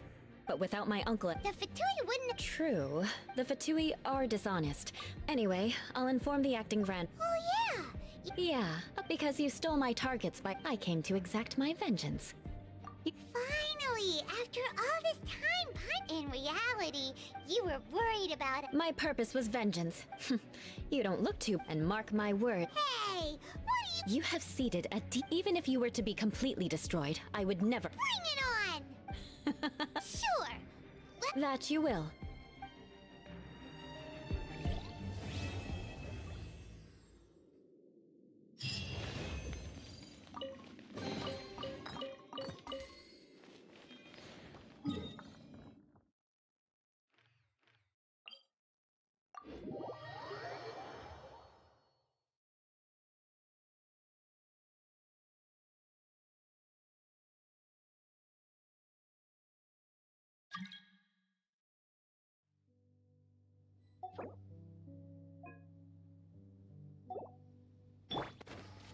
Merciless.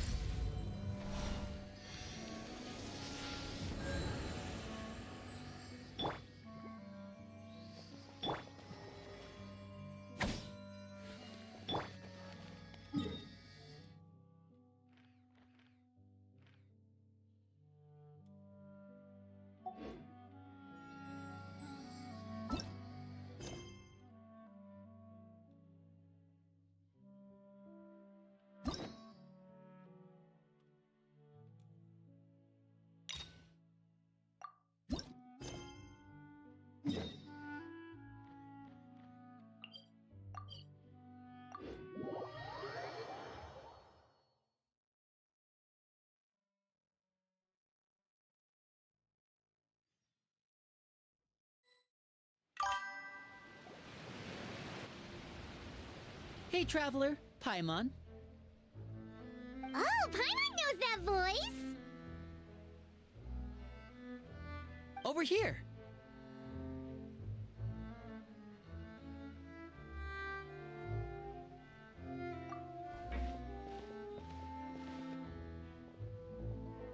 To borrow one of the more popular turns of phrase at the moment, this appears to be quite the fated reunion.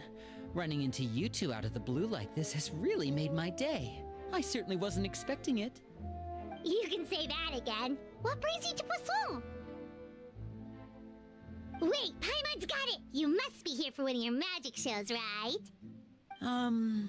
Actually, we've run into a bit of trouble on the home front, so Father arranged for us to stay in Poisson for the time being. Oh, are Lynette and Fremine here too? Yep, along with most of the other members of the House of the Hearth. You may have noticed Poisson seems a bit more crowded than usual. So you're saying nearly the entire organization has moved to Poisson? Sounds like you've run into way more than just a bit of trouble. What's really going on? Well... Since the two of you are so curious, perhaps I can fill in the gaps. You scared Paimon half to death! Father, you're here. You know... On second thought, maybe we don't need to know? It's all probably super confidential House of the Hearth stuff, right? We totally weren't trying to pry or anything. No need to be nervous. I could sense your genuine concern from your conversation just now. Of course, I can also understand your confusion. Sending so many Fatui here to Poisson, it's only natural that some might suspect an ulterior motive to be involved. I understand. I'm well aware you've had your fair share of confrontations with the Fatui in the past, and I can't exactly guarantee that we'll remain on good terms in the future. As for right now, however, I would say we have little reason to be at odds, wouldn't you agree? The House of the Hearth could stand to be more open with those who have worked so closely with us in the past. As for the issue at hand, well, it hardly relates to any ulterior motive. To be frank, it all stems from a certain rumor circulating around the House of the Hearth. It's an internal matter. What sort of rumor? A rumor that a certain phantom child is hiding away in the House of the Hearth. A phantom child? Ooh, just hearing the name is giving Paimon the creeps. A spirit that should have long ceased to exist is lurking in the shadows of the House of the Hearth. So I decided to bring the children to Poisson before continuing to investigate the situation. I expect I should be able to track down the spirit fairly quickly. After that, it's just a matter of resolving the situation, if you will. It shouldn't be much trouble at all.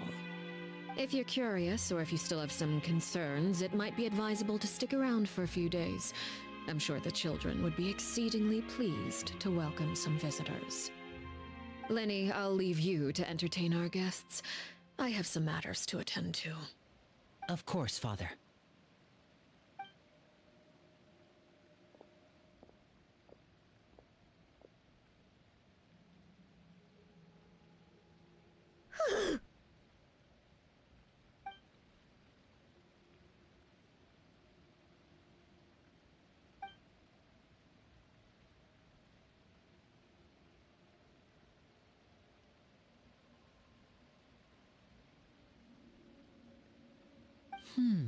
It has long been a dream of mine to invite you to our home and introduce you to my other siblings. You're quite well known in the organization already.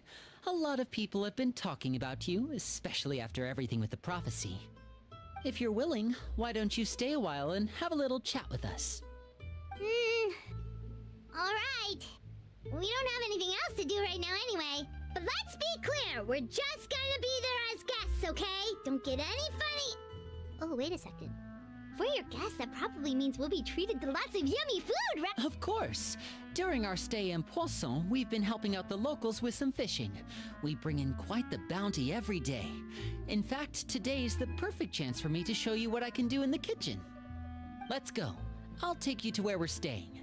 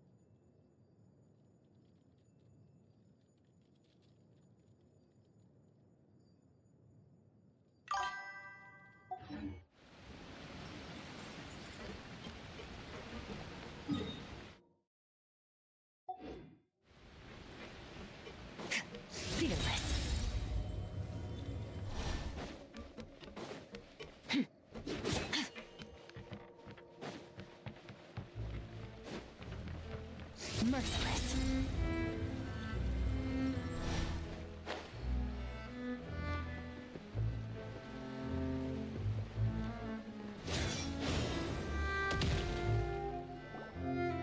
We rented this house from one of the locals to use as a temporary base.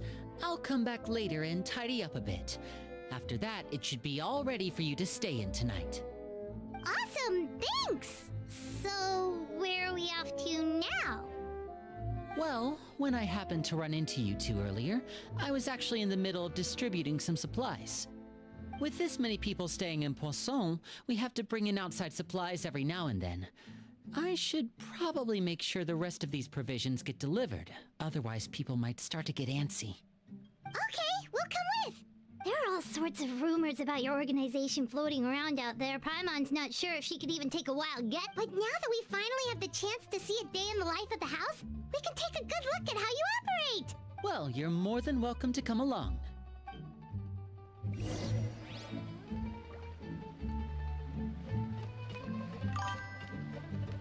Fearless.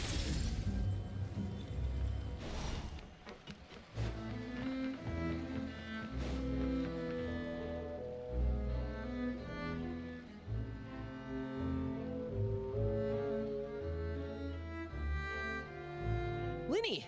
We're finally here! The supplies. I'm assuming you've... Brought them with me? Yep, here you go. Hello? Something caught your eye? It's the Traveler in Paimon! No way! Come here, everyone! Hurry! The Traveler and Paimon are here! One at a time, please. Don't crowd around them all at once. We don't want to scare off our guests now, do we? Oh, it's all right!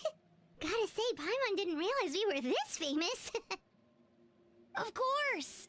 Father and Linny have told us so much about you. Father told us about how you helped Linny. According to her, you're a trustworthy friend. And as far as she's concerned, that's pretty much the highest compliment we've ever heard her give. As you can imagine, everyone's been very curious about you. I heard the Traveler is so strong that he can move a mountain with his bare hands. I heard Paimon eats so much that she can clean out the entire pantry at Hotel de Boer in just 3 days! Wait a second! That's the rumor you heard about Paimon? Oh, not cool at all! Oh wait, when guests visit, you're supposed to give them gifts and stuff, right? Oh, we don't need something like that. Besides, we don't have anything to give to you! Come on, we insist! I can give you some of my new potions. Just pick your poison. And by that, I mean medicine or actual poison. I've got both. Huh? Or maybe Shaplo can teach you guys about stealth! He's super good at it! He's never been caught! Ah, now that's not a bad idea. I know you usually prefer to fight head-on, but it never hurts to expand your bag of tricks, right? When it comes to eliminating your enemies, staying quiet can go a long way. Trust me, I would know. I was poisoned not too long ago, and I'm still dealing with the after effects. So I'm not quite as good as I was before, but I can still give you some pointers. Wait, when you said gifts, Paimon didn't think you meant poison and stealth tactics. But those are the best things we can give you. You don't like them? Ooh, how about this? Tell me the name of someone who really annoys you, and we'll teach him a lesson for you. All right, Fold, Selwar. I think that's enough suggestions for now. When it comes to being a good host, it's the thought that counts. You don't need a physical gift to make our guests happy. In fact, pestering them with suggestion after suggestion might make them more annoyed than anything. I would say your enthusiasm has certainly gotten across. Really? Awesome! It's been so long since we've had guests to play with. If there's anything you need, just let us know. Yeah, especially if it's poison or something. I've got all sorts of potions for that. Well, we'll talk to you all later. We've still got supplies to distribute. All right, see you later.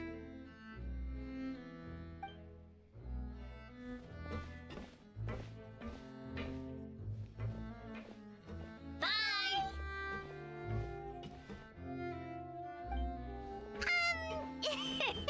Lenny, about all that poison and stealth tactics talk just now.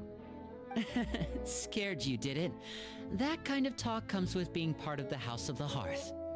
When Foltz was really young, He strangled all of his family pets, just out of curiosity. He was labeled a dangerous problem child and was abandoned by his family. Elwar has an unnatural obsession with potions.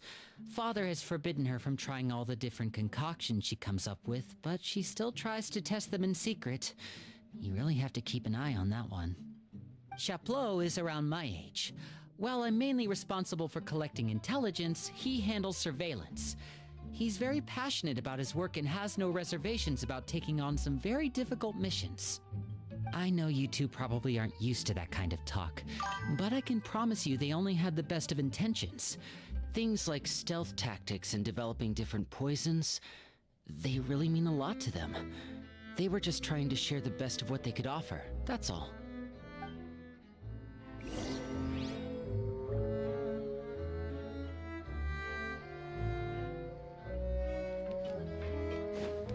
Fearless.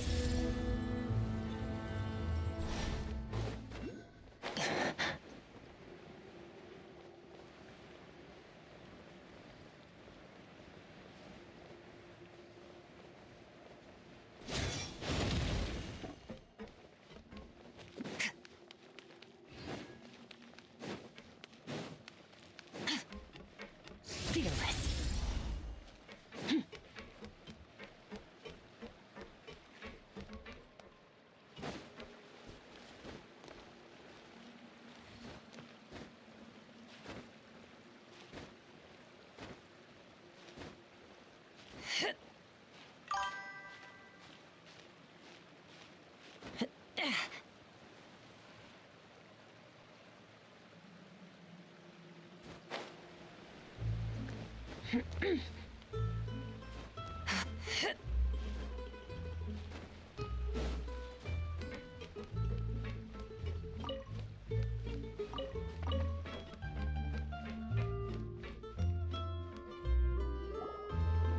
Filial, supplies are here.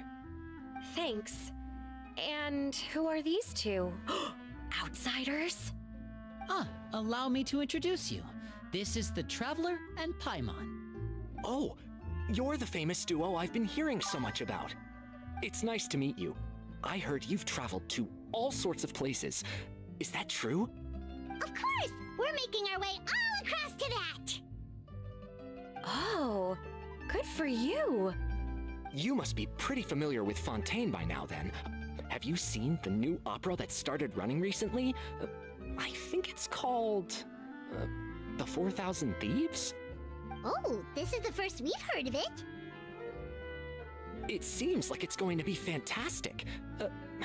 From what I've been able to tell from the posters, anyway. You should definitely check it out if you have the time. Oh, and there's the Blind Maiden, too. That one is supposed to have audience interaction. Seems pretty interesting. After this mission is over, I think I'll go get a manicure. Oh, maybe I should dye my hair. Wonder how much it'll cost. Is it just Paimon, or do these two seem much easier to get along with than the others? Looks like the House of the Hearth has some normal members after all. I heard that. Oh! Oops. I'm guessing you're referring to Foltz and the others.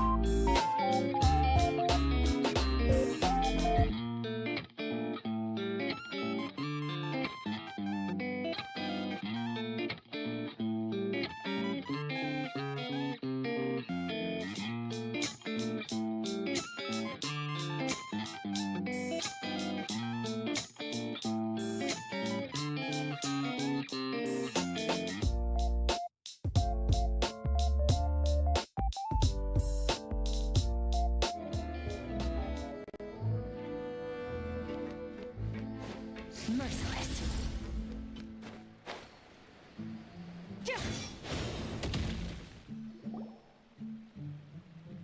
So, what do you think of the members you've met so far?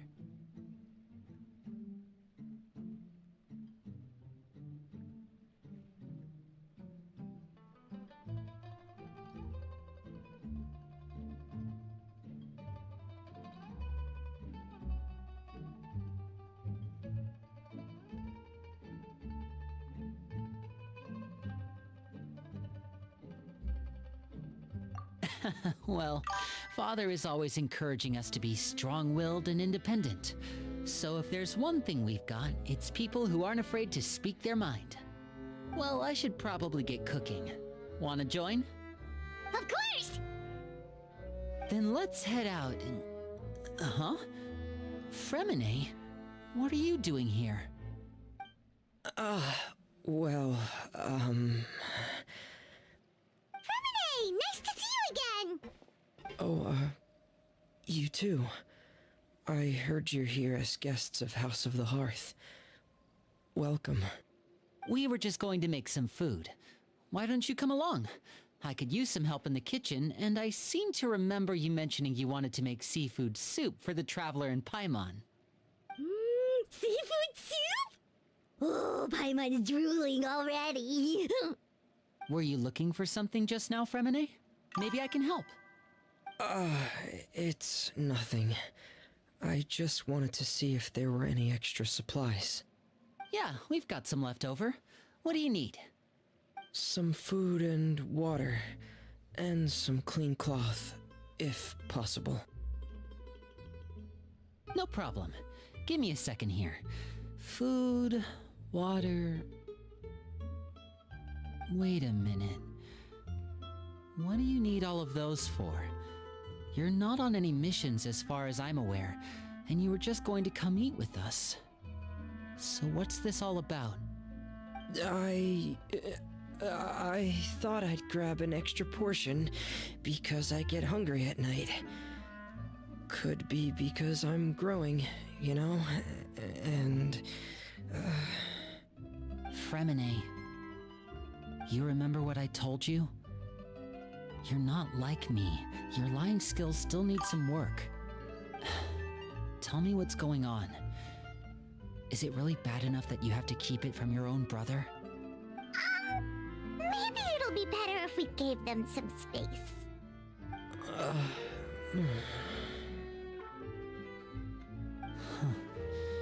This is the first time I've seen that kind of look on your face. Whatever happened, does it have something to do with Father? Yes. Just follow me.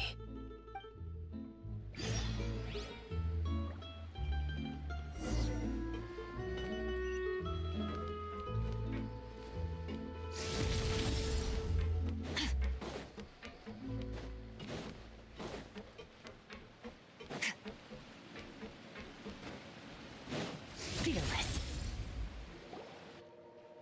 You're back! Oh, and you've brought some friends with you this time.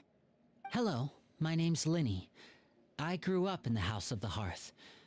And you are? Hi, Linny. I'm also a child of the House of the Hearth, just like you. You can call me Clairvy. Clairvy?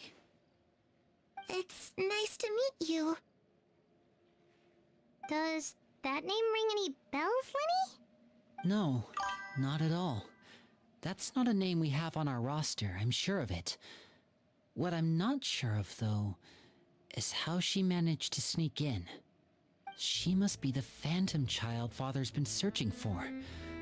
From the looks of it, I'm guessing you were the one that found her, Fremine. You, haven't told Father, have you? No, I haven't told anyone. I've just been keeping her hidden.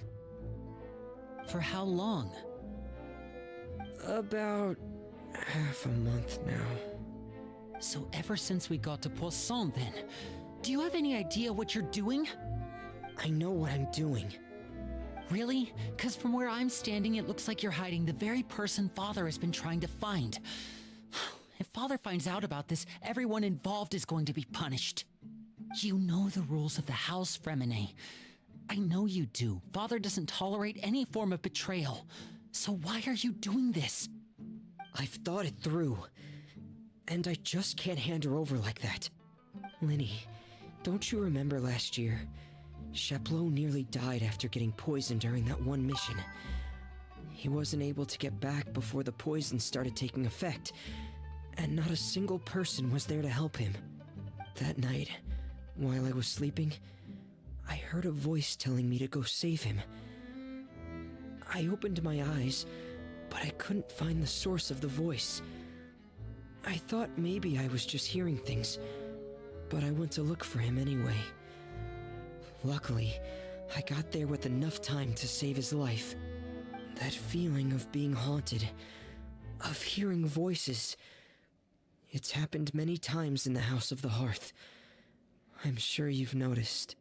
So what you're saying is, that was her? She was the one who spoke to you that night? Unless there are other spirits roaming around the House of the Hearth, I don't think there's any other possibility. If Clairvy were our enemy, it wouldn't matter whether she was a spirit or an actual child. I would have acted without a second thought, because that's what Father ordered us to do. But she's been living with us, helping us from the shadows all this time. I think that makes her family. I couldn't just hand her over to be dealt with.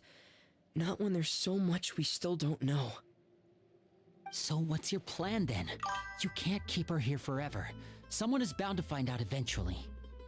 I haven't thought that far yet. I don't want to disobey an order from Father, but I also don't want to put Clairvy in danger. Come with me. There are a couple things I'd like to say to you in private.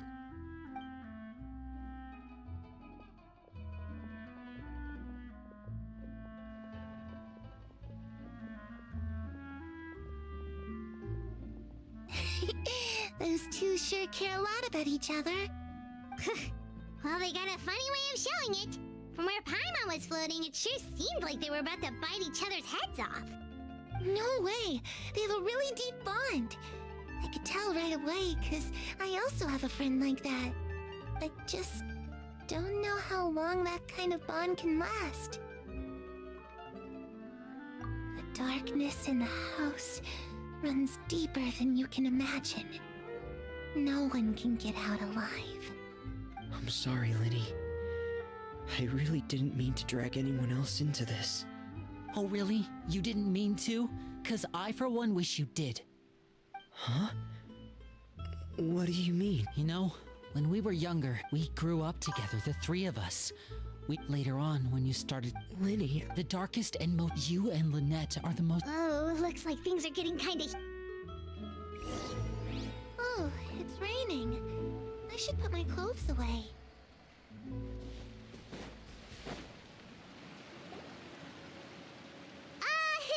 Hey, you two! Oh, wait a minute. Everything's fine. Thanks for asking. Well, we're all friends here, right? It's just a small family dispute. It's... What are you getting at? When guests are around, I... just... Thank you. Me too. Well, back to the matter at hand then. That means finding... I've tried... And? She even came with us all the way to Poisson. I don't know much... Let's see here. Oh, it's just that I went to... Well, sounds... What is it? I need you to Of course. All right. Then let's seal the promise just like when we were kids. Fist bump on 3. Ready? 1, 2... I swear.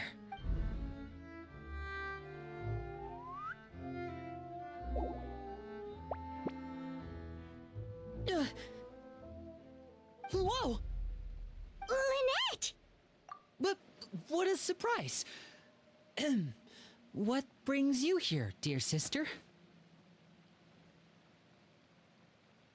And, When exactly did you get here?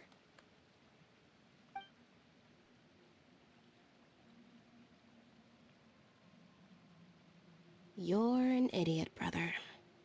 And you too, You three, Traveler. Wait, what did we do?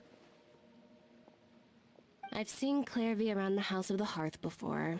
I hadn't seen her in Poisson, so I figured she must not have come with us. But it turns out, you were just hiding her. I heard you talking about your plan. Rather than steering clear of the situation, I'd rather fully join in.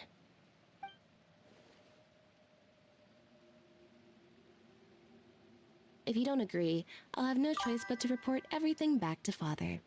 Simple as that. You're not giving us much wiggle room here, Lynette. Well, I guess we're all in this together then. After we talk to Clairvy, we'll figure out our next move.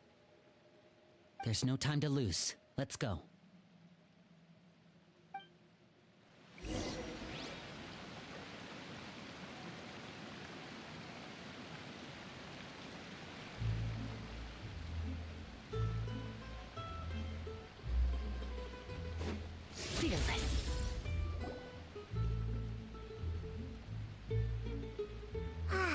I'm full.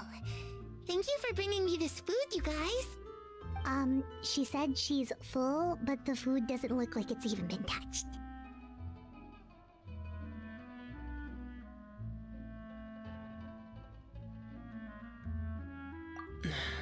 Still...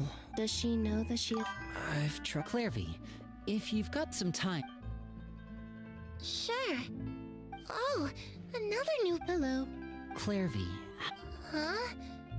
The knave brings you... It's just that... The roster? The people in charge in this house. Wait. Is there anyone that can... Perry. Have either of you heard of that? No. Me neither. Clairvy, but... Maybe... Oh. It can be anything you want. Just imagine. It's your birthday, you're blowing out the candle.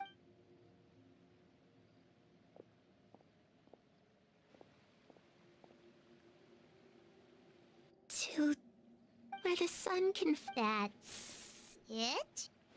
Well, that sounds easy enough. The darkness in the house runs deeper than you can imagine. No one can get out alive.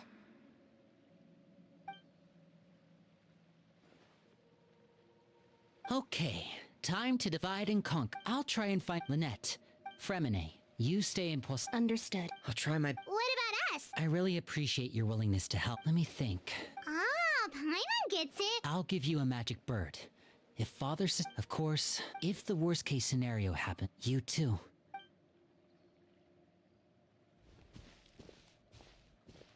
I really hope this goes well.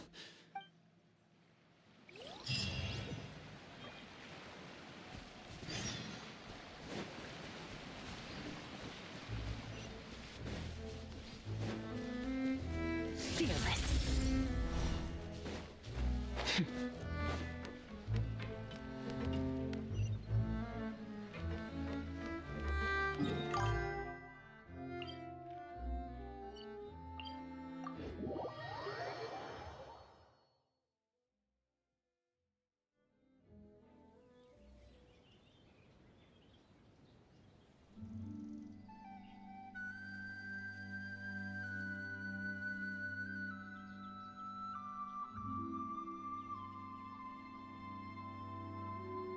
All things come to an end, even time itself.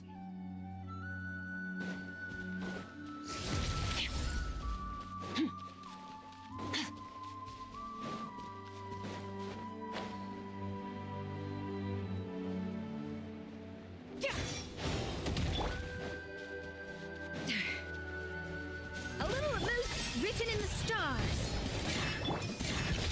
Into the void.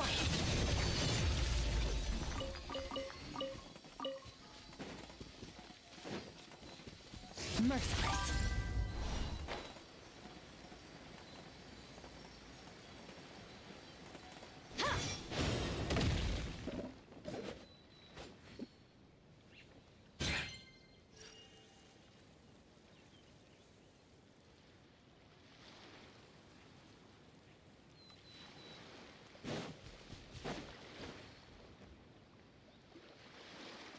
it's the knave and child. Hey, aren't you supposed to be in Snezhnaya recuperating? What are you still doing in Fontaine? Oh, it's you two. I didn't expect to run into you here. I was unconscious for quite a while after the fight in the Primordial Sea. After I woke up, I realized I was being taken back to Snezhnaya, and well, I couldn't have that now, could I? Not when I've still got unfinished business here in Fontaine. So, I mustered up all my strength and made the journey back on my own. What sort of unfinished business are we talking here? It has to do with Skirk, my master. I really wanted to meet up with her, but by the time I got back, she had already left. I still have so many questions for her. Without any other leads, all I could do was ask the knave to help me track her down. She must have left behind some traces from her time in Fontaine. Oh, okay, so have you found any clues? Unfortunately, no. While the House of the Hearth is adept at collecting all manner of intelligence, certain existences can still manage to escape our purview. Basically, unless Master feels there's a need to meet with me, she's not going to be found. But that problem has an easy fix. I just need to become stronger, and then... Paimon thinks you should focus on getting better first. The worst of it is over. It's all thanks to that one kid from the House of the Hearth. Elwar, I think her name was. She gave me a bunch of random potions to drink. They didn't go down easy, let me tell you. Pain and chills all over. But they really did help speed up my recovery. And that's good, because it looks like I really do have to head back this time. The old man's been putting the pressure on me. He sent someone to tell me I'm needed for some sort of project. Project Stuja? Yeah, that's the one. I heard Regrator's involved too. I'm not looking forward to having to listen to all his monologuing, that's for sure. Hey, maybe you could think of a way for me to stay in Fontaine for a little longer. Helping Linny and the others brush up on their fighting skills would be far more interesting. If you and I could spar, that would be even better. I've been waiting for a chance to see you go all out. And what a sweet little daydream that is. But I also have a role to play in all this. I'll be leaving Fontaine shortly as well. Besides, considering how little they see fit to step outside the homeland, being called on to return to Snezhnaya by such illustrious dignitaries, what a great honor. Wouldn't you agree? One I could do without, I'd say. Is it just Paimon? Or does it kind of seem like they're...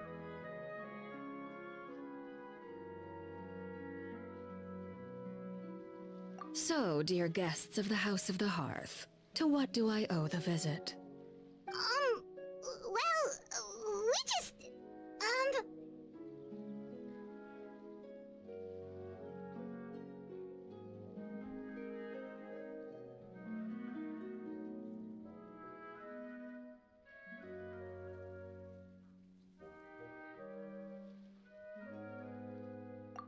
Right! We're super close to Linny and the others, but we still don't know much about you! Is that so? Introductions have already been made, have they not? Oh, well, you see? There's only so much you can learn about someone from a short introduction. At least tell us something a little extra, like... why do you call yourself father? Huh, good question. I'd also like to know. The fact that you have to ask tells me our intelligence work has been quite successful. Telling you the answer to that question would only serve to Spoken like a Well, if there's nothing else, I think I'll take my leave. I still have a small matter to resolve at home. Wait,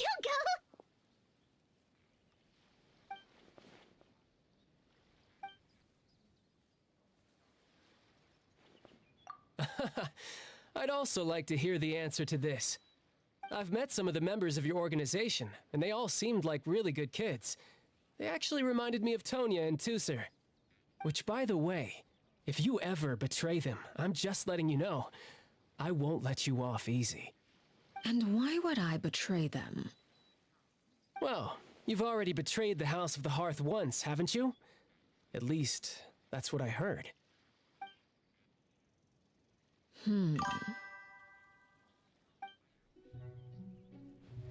Okay, I admit. That's just what the old man told me. The rooster, I mean.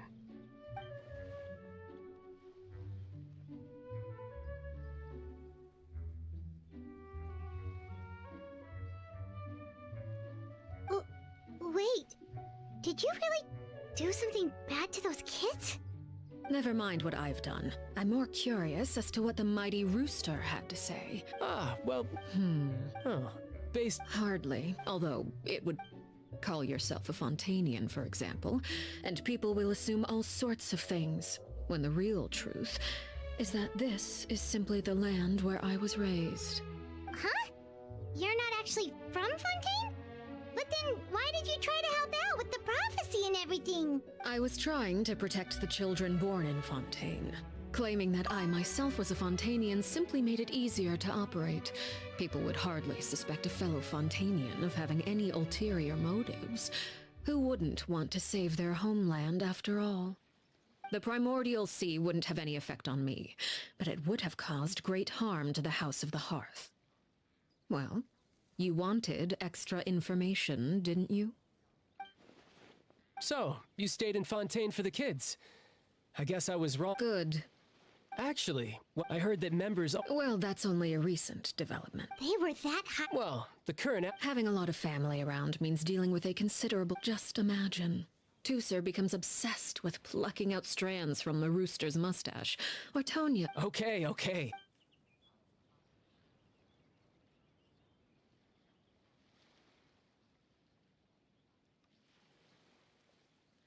Well, would you look at the time? I should probably get going.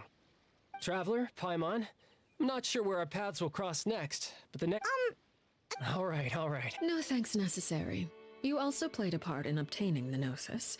I would say we can call ourselves even. I like the sound of that. Well, I'm off. We should probably get going too. Oh? Oh, I'm rather enjoying the evening break. Apologies for not... We managed to keep her distracted until nightfall. Good thing Child was there to keep the... Oh? You decided to stay a little longer? Let's take in the ocean view together, then.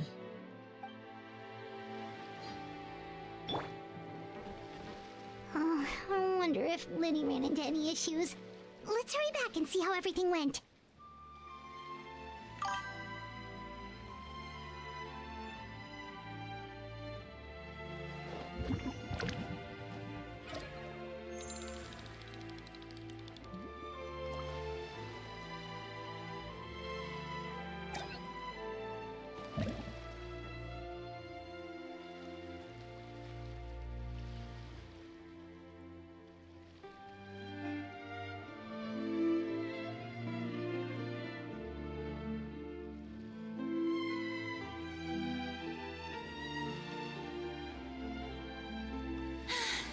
Being too popular can be such a hassle.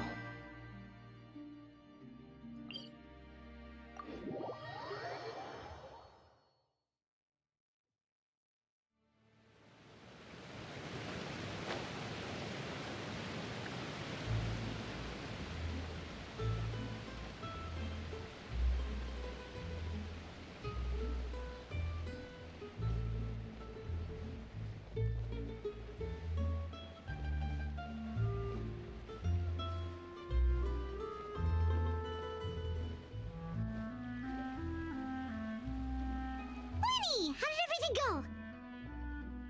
Well, long story short, everything was fine at first. But as I led her out of the shadows and into the sunlight, she vanished. I turned around and there she was, standing at the edge of the shadows, silently watching me. Huh. Maybe she's afraid of sunlight, or... No, it wouldn't be her wish if that were the case. Well, we could always try pushing her into it. Oh, true. I've pretty much tried it all already. Nothing worked. Eventually, the sun went down, so all I could do was bring her back here. How did it go with you, Lynette? Good. I've got the list. It's right here. Really? Well, what are we waiting for? Let's take a look!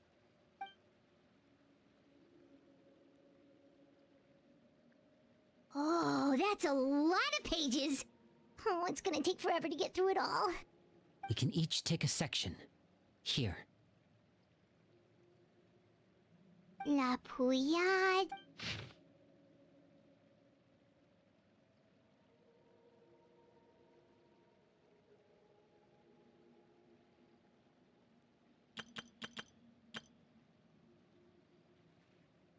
Oh, yikes.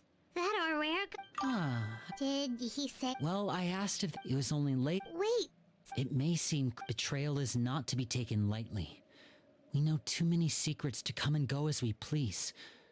So, if you do try to leave, you pay with your life.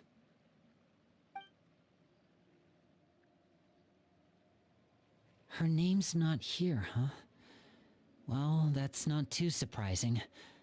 It doesn't seem like this list is complete. It only contains records dating back around 5 years.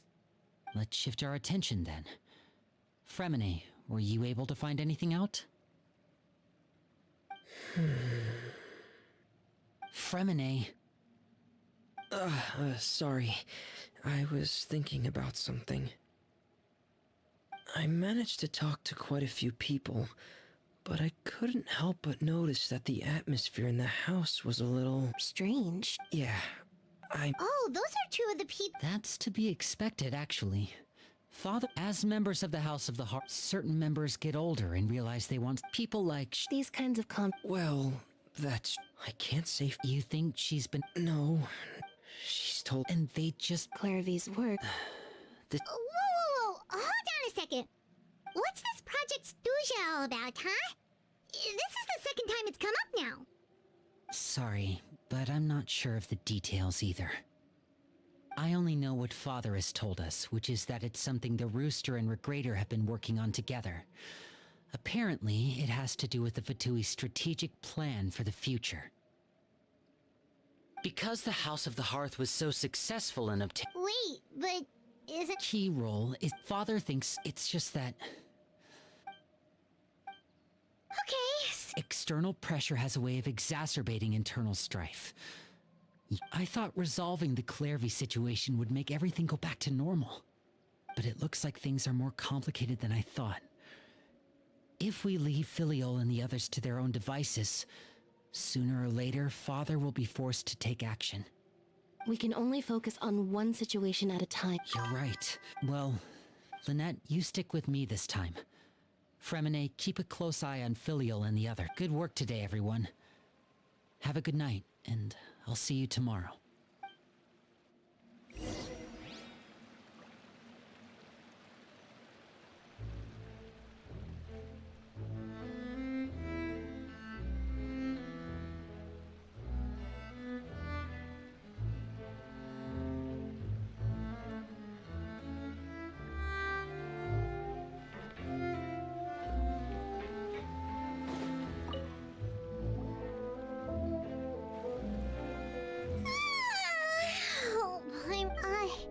She's even scary when she smiles. If she were to actually get angry... You have to protect Paimon if that happens, okay, Traveler? Oh, well, in that case, we should just plan... Look! Look over there! Quick, let's catch up with her before anyone sees...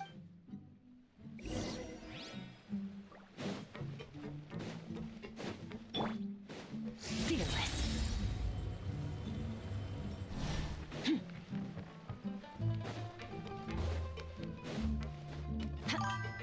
Over there!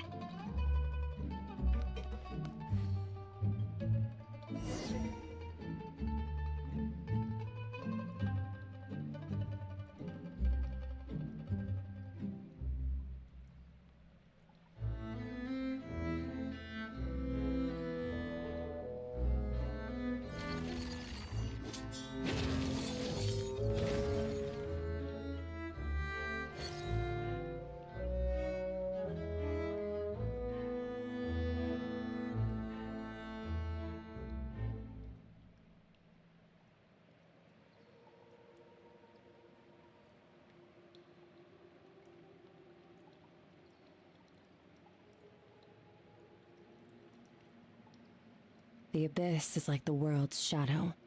It's always there, and it will never perish.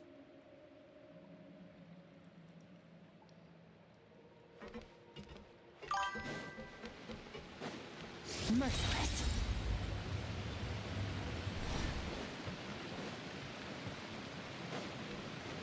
Oh, where is she going? Oh, if someone sees her, we're toast. Merciless.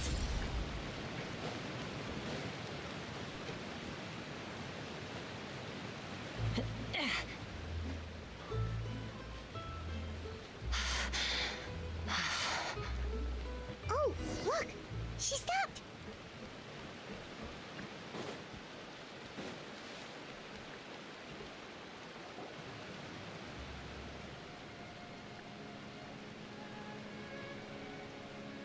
Clairvy! Shh! I opened the window. Look how pretty the outside is. If only I could have more than this. You probably think I'm being silly. Please. Sure. Although, after you hear all this, I think you might regret that decision. Everyone in this family is nothing more than a tool. Something to be used and exploited. We're all expendable. Including me. As long as you're useful, you get to stick around. Lose your value, and you're handed over to the doctor, experimented on, and given a fate worse than death. I've seen it happen again and again, and I've had enough. You're saying the knave did all that? It's just, that doesn't seem like something she would do.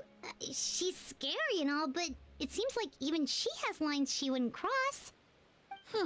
I knew you wouldn't believe me. Everyone thinks she's a good person. They all think of her like a real mother. Mother? But she doesn't deserve that title. She's disgraced it and tarnished it. And if I had things my way, I'd never see her again. If only Perry were here, she'd understand. Perry? Also, it almost feels like she's not really here with us. Paimon can't tell if she's actually talking to us or if she's mistaken us for someone else.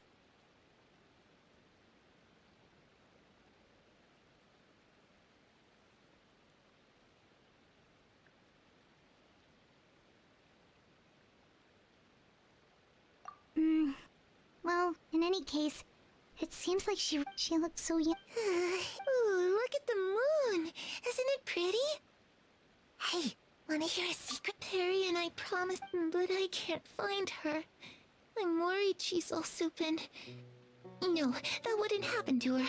I should really go talk to Mother. But we just fought. She doesn't want to see me. And I'm too scared to face her. What should I do?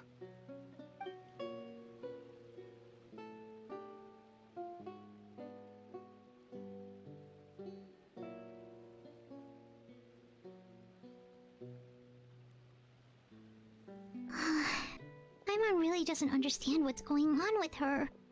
Well, let's head back. We've got an early morning tomorrow.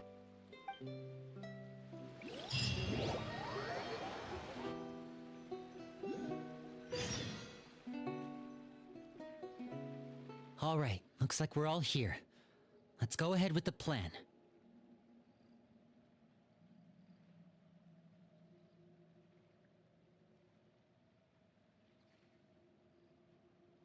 Oh? What is it? What makes you ask? Well, we met the doctor, but... It's possible we're not real. I did hear Father reject... Secret experiment? Could, I don't think so. I don't know any the details of the... I know you don't... Alright, that's good. Clairvy seems to think that it's just that...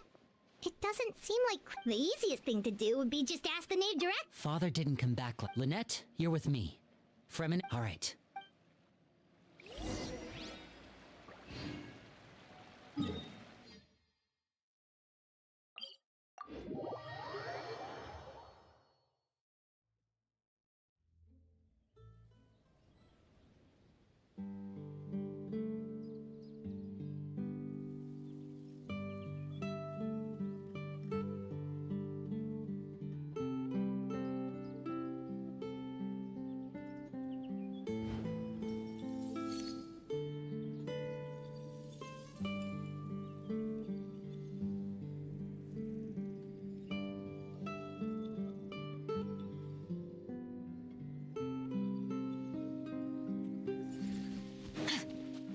Merciless.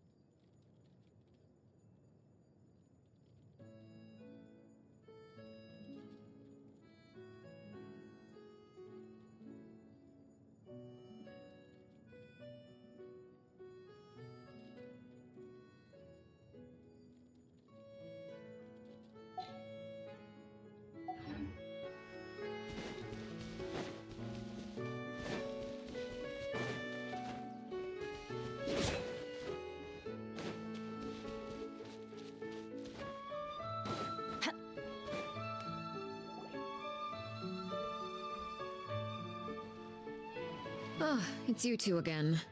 I must say, you look a bit pale. Did you have trouble sleeping last night? A little.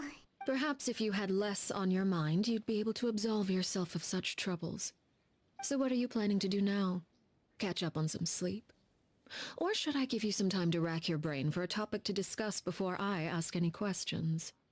Although I must profess to being curious. Without child here, how do you plan on distracting me? Us? Distract you? A good one. But no, we were just here for a chat. Looks like you could have used some extra time to think. No matter. If you don't have any other plans, why don't you accompany me somewhere? Don't worry. I'll be sure to steer clear of any scheming children. The ocean breeze is sure nice today. Children always think they can hide things from the grown-ups. But nothing gets past me. Least of all a little scheming. I think I'll let them have at it for a little longer. I can be very patient. Well, I'll leave you to think things over. If you're so inclined, meet me outside the Palais Mermonia. Good things come to children who do as they're told. So I do hope you What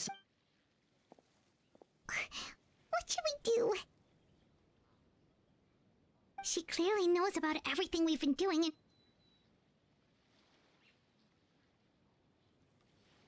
Oh, good idea. Well, we should probably head to the Palais Mermonia. Okay, then we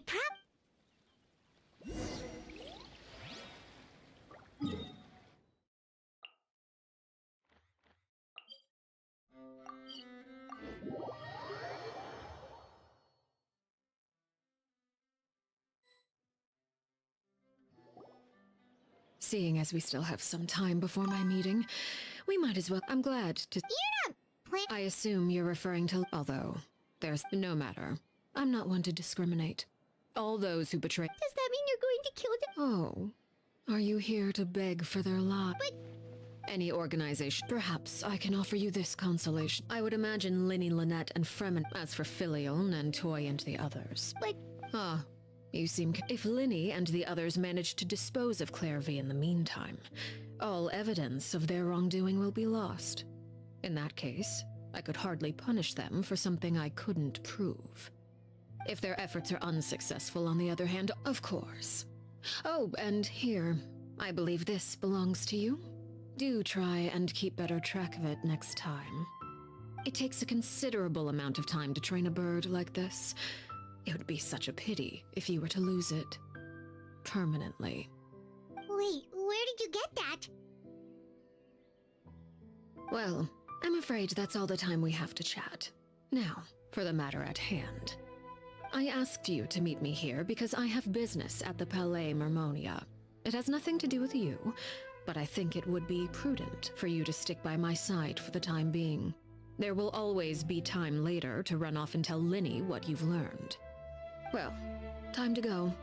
Looks like we wrapped things up just in time.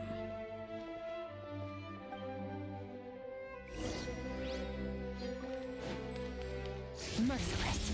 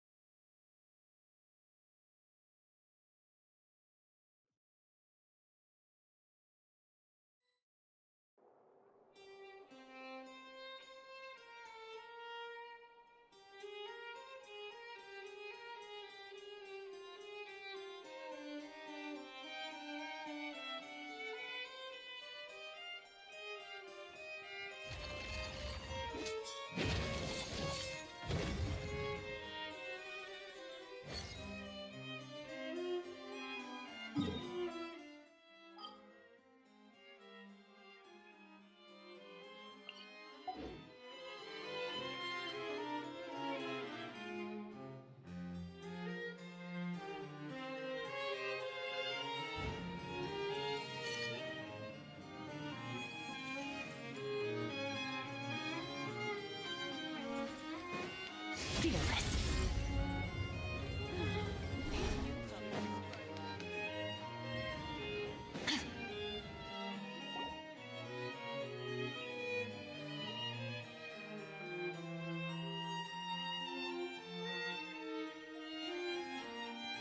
It's been a while, Monsieur Neuvillette. I must say, I wasn't expecting my meeting request to be approved quite so quickly. The Palais Mermonia operates with an efficiency worthy of admiration. It is only right that an esteemed diplomat such as yourself should be afforded the proper level of respect. Although, if I may speak plainly, I must confess that I did not anticipate we would have the occasion to meet again after presenting you with the Gnosis. I see you brought the Traveler and Paimon with you as well. If I may inquire as to the purpose of your visit. I'll be departing Fontaine shortly. There is, however, an outstanding matter that I would like to see resolved before I go. It requires a rather lengthy explanation, I'm afraid. So I took the liberty of explaining everything in this proposal. Please review it at your leisure, Monsieur Neuvillette.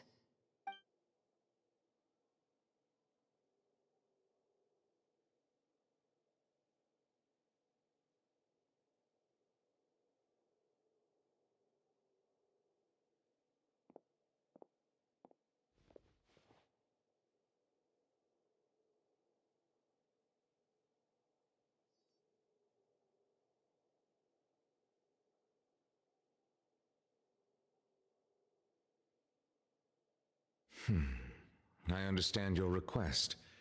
However, at the risk of causing offense, I must admit that I fail to see why you would wish for such a thing.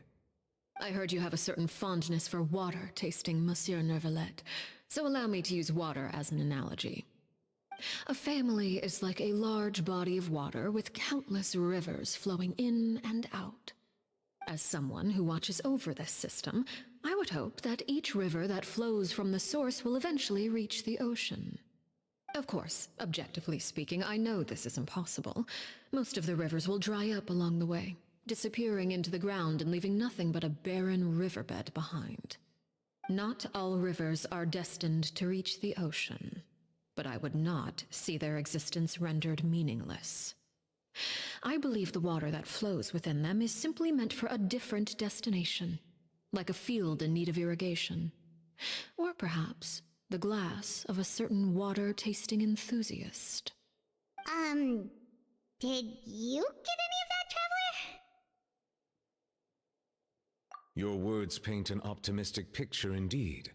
Allow me to remind you, however, few among us are willing to sip from a glass filled with tainted water. It may have been tainted at one point in time, but not to worry. I'll make sure it's drained of all impurities and returned to its cleanest form.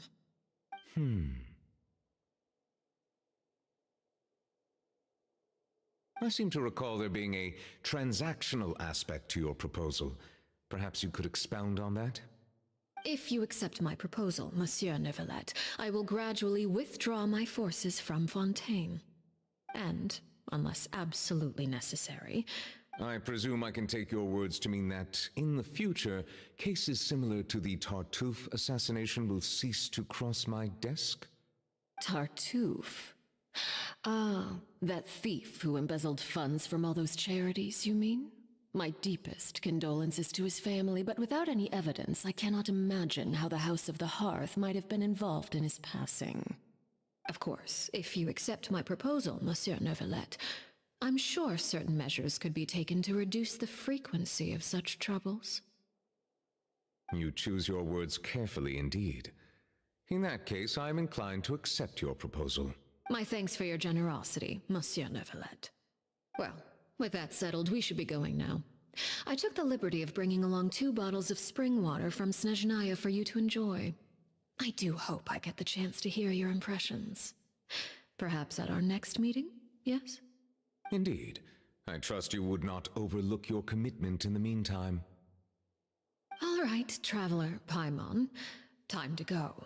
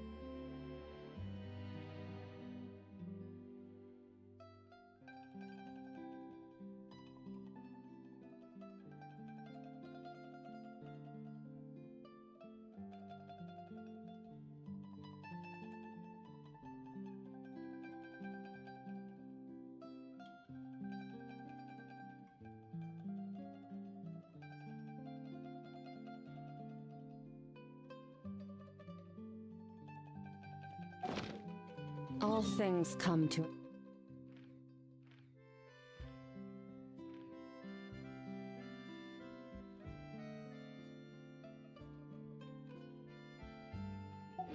and even time itself.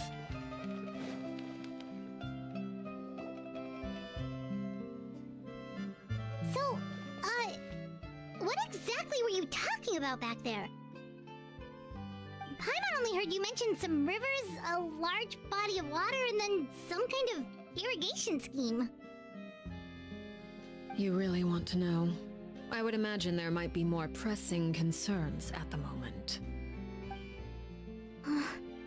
Winnie, Paimon really hopes everything's going okay.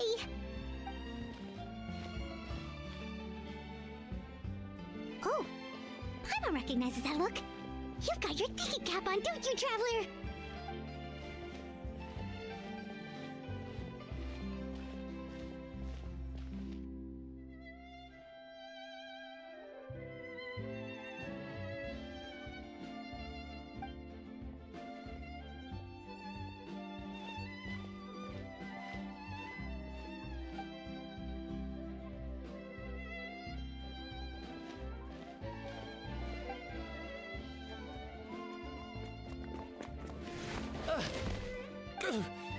Oh, shoot. Are you... Oh, jeez. I'm so sorry. I was so focused on... Well, let me make it up to you at least. Here, take this paper. On the house.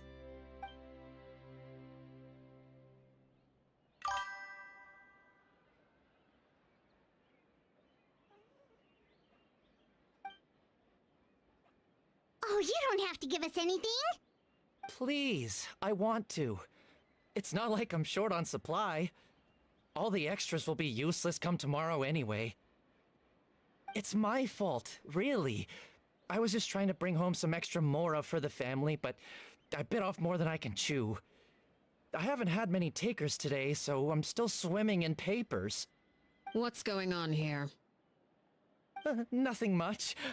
I just ran into your friend here on accident.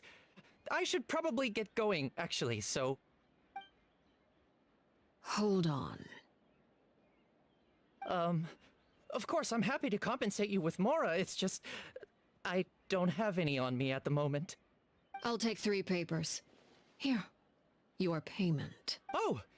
Thank you for your patronage. May the Archons bless you with good fortune. If only I had the chance to run into such generous customers every day. I should probably just take on a smaller inventory though, right? I'm getting married soon, so sometimes it's hard to not get ahead of myself. Anyway, I should head out. Goodbye!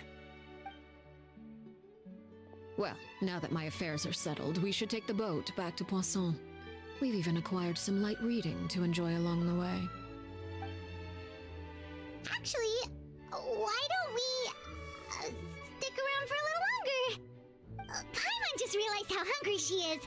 She can't head back to Poisson on an empty stomach.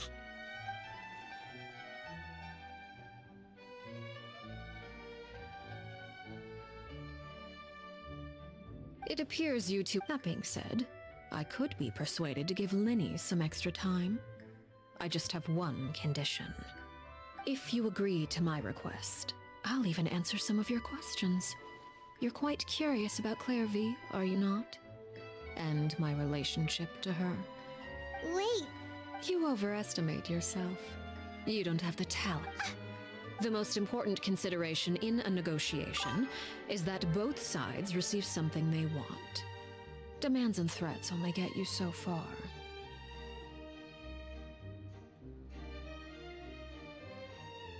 Wonderful. Here it is.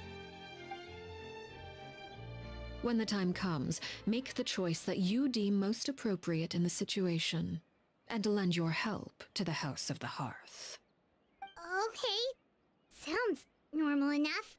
But what do you mean, when the time comes? When is that supposed to be? That is for you to decide. Then we have a deal. Follow me.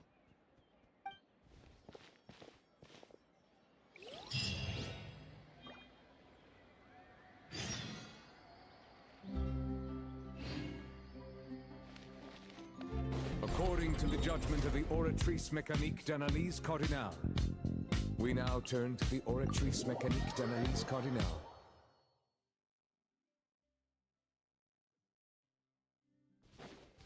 Fearless.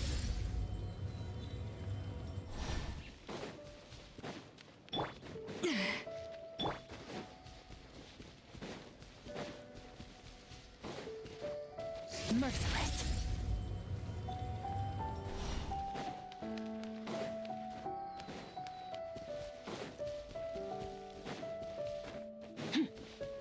Merciless. How about we explore the area ahead of us later?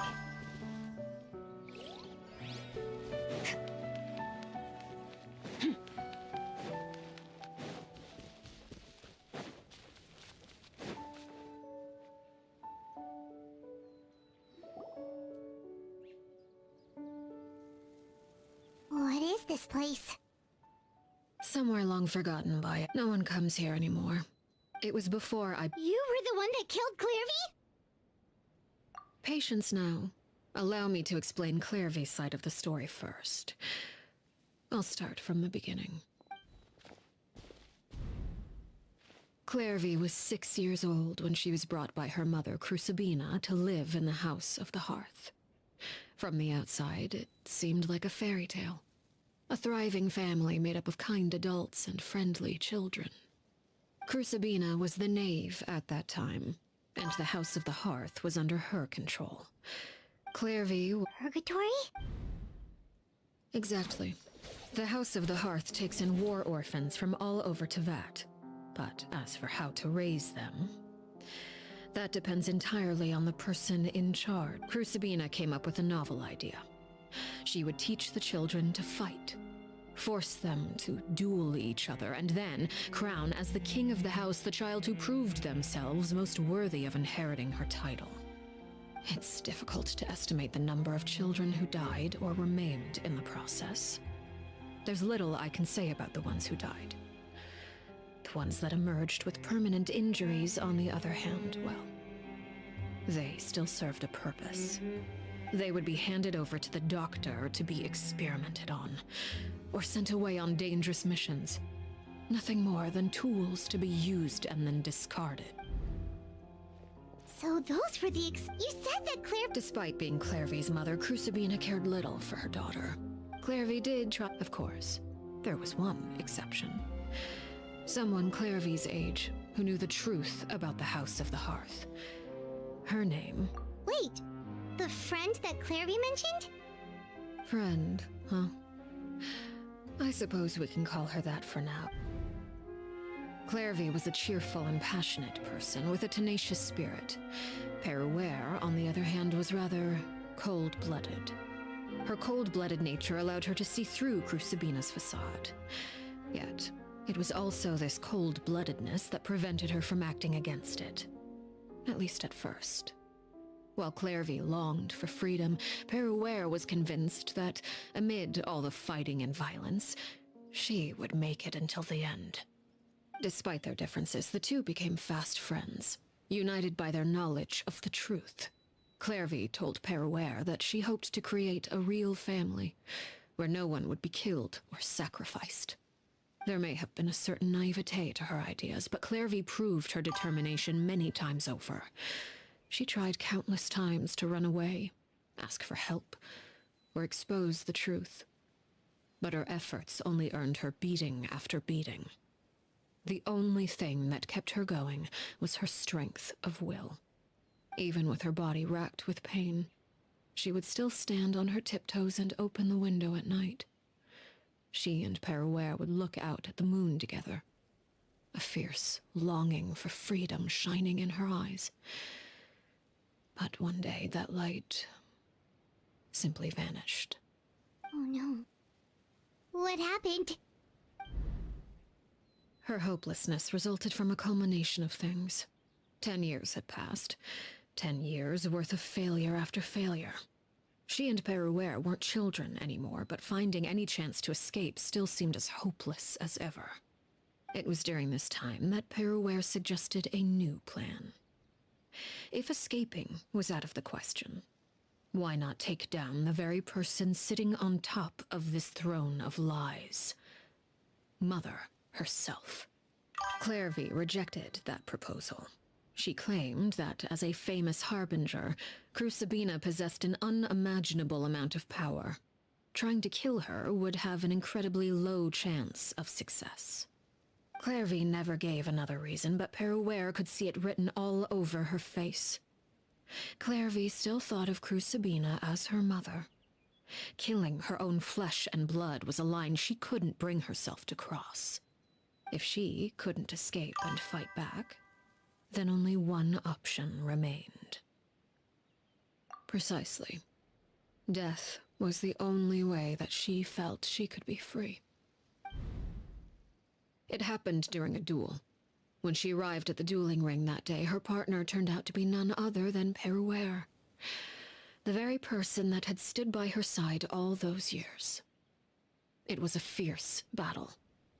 But ultimately, Clairvy decided to let Peruere end her life. From that moment on, Peruere's journey was one written in flames. When the rain finally came and washed it all away, there she stood, the sole victor in Mother's endless game of slaughter. A trail of corpses strewn across her path to success. It was the very result she had predicted 10 years prior. Even then, she believed she would make it until the end. She wasn't surprised. She was unsettled. And there was only one thing that could quell that sensation. Perhaps you two would like to take a guess as to what it was? Crucibina, you mean? But...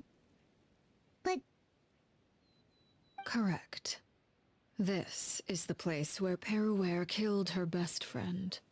A mere year later, this is also the place where she fought tooth and nail to kill the mother they shared. The moment she acted, any conception of what was right or wrong ceased to matter.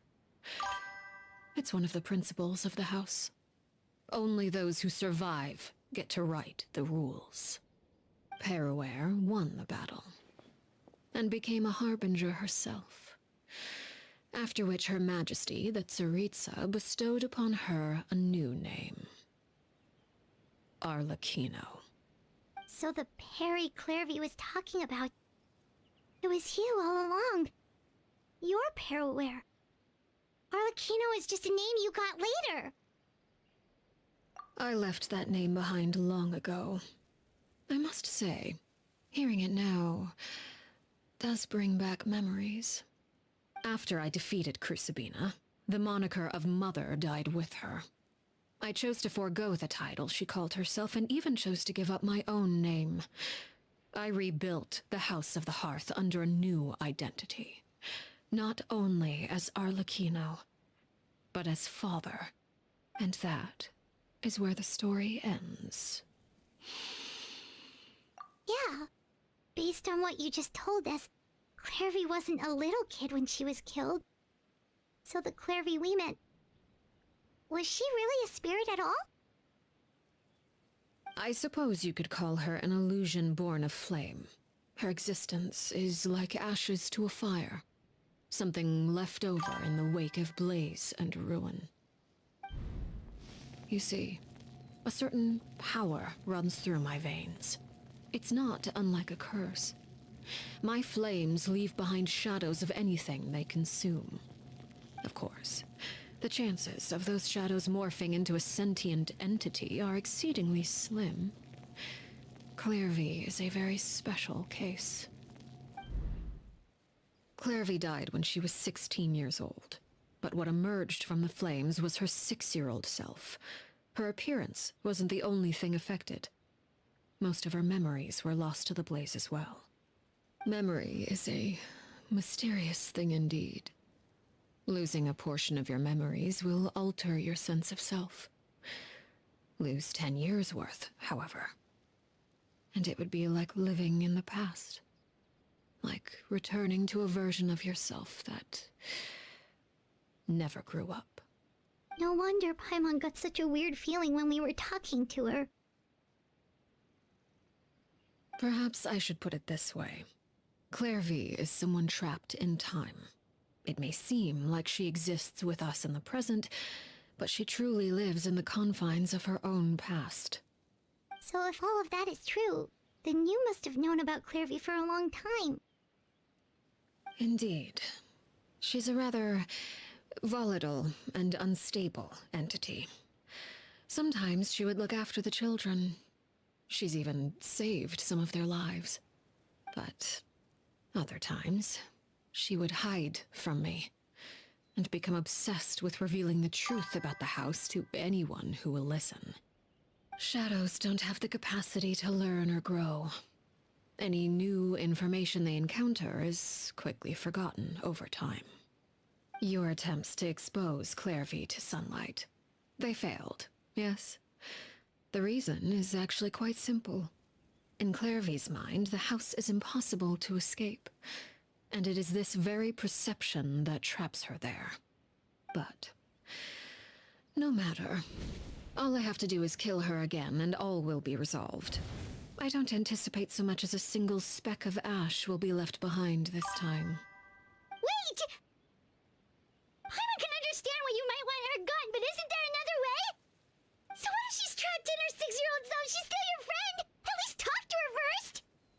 It's too late for that. She broke the rules, and now she must be punished. That goes for Filial and Nantoy as well. She's had quite the effect on them. I hope you understand the difference between Crucibina and myself lies in our formulation of the rules, not our policy for enforcing them. Upholding the rules without question. Is this really what you want to do? Whatever could you mean? Don't you want to say a proper goodbye at least?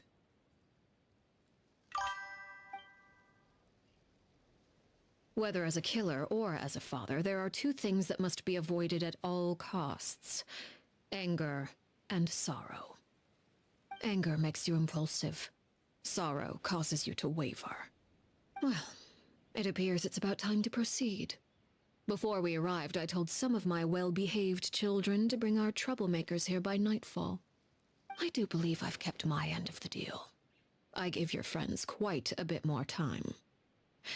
As for what happens now, we'll just have to wait and see.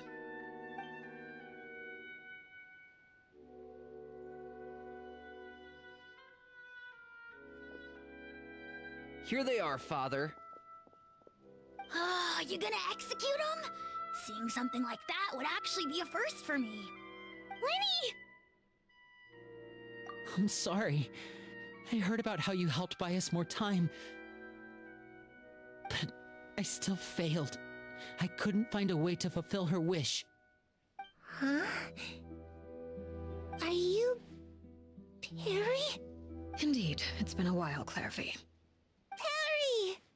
Shh, stay right there. I'm sorry to postpone our reunion, but first I believe certain scores need settling.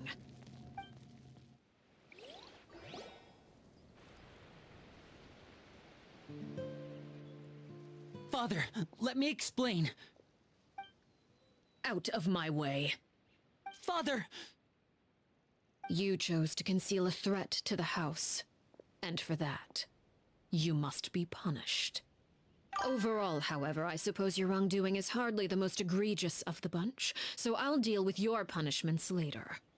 As for right now, the more pressing concerns are the traitors among us. By traitors? Do you mean us? Father, let me explain. We didn't mean to... Fultz, why don't you share what you heard? Yes, Father. Secret Midnight Meeting number 3. Participants, Filial, Nantoy, Sato, Toddy. Nantoy clearly said, if only Father wasn't the one who took us in. Sato added, I'm sick of this life. I just want to live as a normal person. Filial was the worst of them all. She called us crazies and said a bunch of mean things about Father. I did not! You're lying! Fultz is trying to frame us! It's not like I'm the only one who heard those things. After that, you and Toddy and a bunch of other people started talking about Clairvy. You were using all those things Clairvy brought up as an excuse to question Father. We're birds locked in a cage. The only way out is to destroy it. That's what you said, wasn't it? You little... You just want me gone, don't you? What did I ever do to you, huh? And you, Sheplo, have you forgotten who stood by your sickbed, watched over you, and changed your dressings? Come on, let's hear it then. What's your reason for all this? You're wrong, Filial. We don't want you to die. You're our family. Liar. You wouldn't be doing this if that were the case. So what? We all live in the House of the Hearth. You know the type of work we do, Filial. A single betrayal can cost dozens of us our lives. It's not like it's never happened before. That kind of thing is hard to forget. That's why the House of the Hearth cannot tolerate any form of betrayal. Ever since we came to Poisson, you've had 7 secret meetings. A lot of the things you talked about really crossed the line. You've been spying on us for half a month? Wait a second. Now that I think about it, the move to Poisson was just a way to make it easier to spy on us, wasn't it? Because we were all in one place. You've had this planned all along! Filial, Nantoy, I'm sorry. I owe you both my life. I owe Clairvy too. If it weren't for all your help after I got poisoned, I wouldn't be standing here today. If this were any other situation, I would do anything to repay that kindness. Why? That's enough, Filial. We made a mistake, and we should own up to it. We broke the rules, plain and simple. And now we have to face the consequences. I'm sorry, Chapleau. Faults. I'm sorry, Father. We accept our punishment. Chapleau, according to the rules of the House of the Hearth, how should these traitors be punished? All those who betray the house pay with their lives. And so it shall be.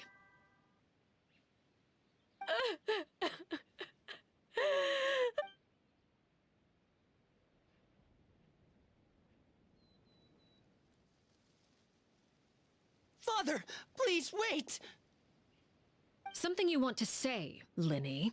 Please reconsider, Father. What Filial and the others did, does it really count as betrayal? We all come from broken families. From the very first day we joined the House of the Hearth, we wanted nothing more than to make it a real home.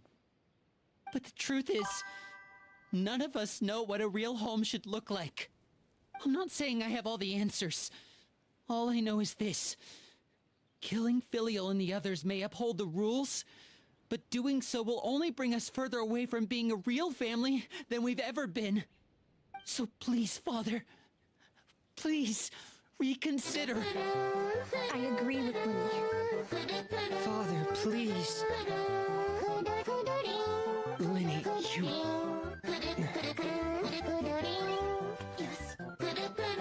I also agree with Linny.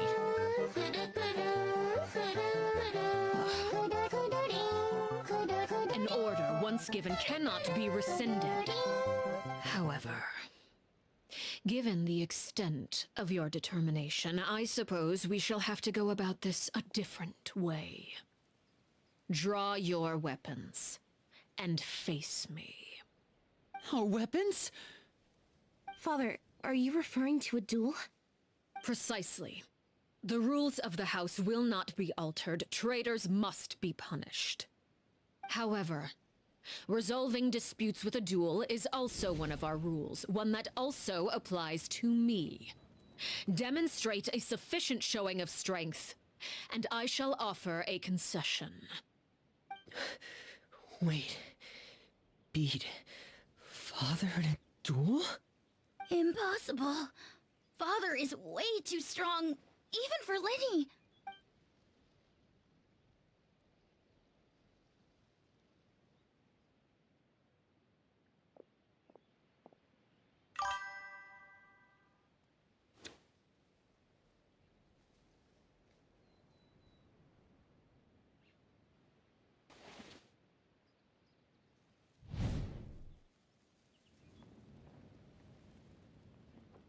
Did you hear that, Traveler? Linny and the others have to duel the knave. What should we do? Can they really win something like that? If they lose, those people from the house are really gonna be executed. Hey, are you listening? Don't you want to say a proper goodbye at least? Anger makes you impulsive. Sorrow causes you to waver.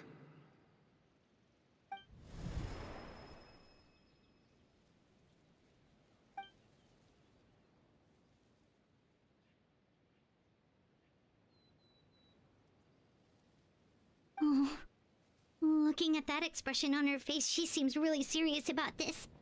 Guess that means there's no chance she's throwing the duel on purpose, huh?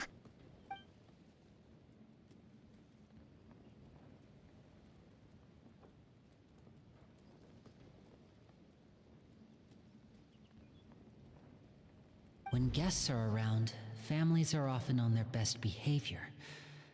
And any disputes are less likely to escalate. When the time comes, make the choice that you deem most appropriate in the situation. and lend your help to the House of the Hearth. What's wrong, Traveler? Hey, where are you going? Traveler?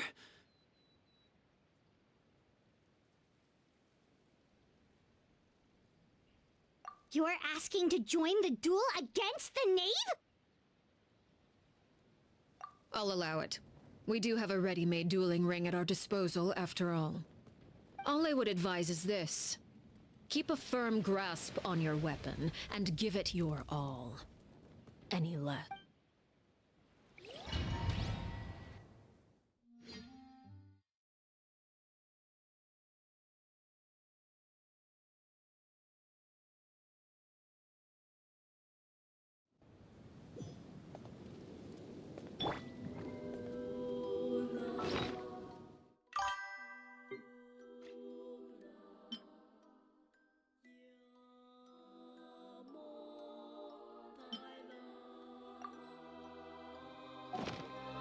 Strike a pose! Let my name echo in song! Is it my turn now? The pinnacle of excellence! With these rising flames!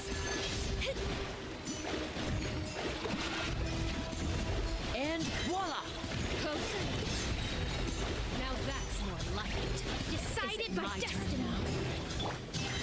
Merciless. Paradigm shift.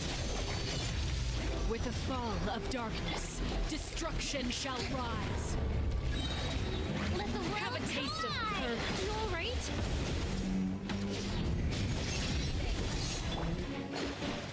Spare your energy.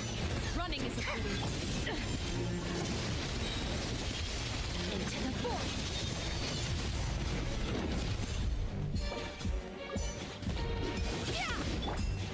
Try to pace yourself.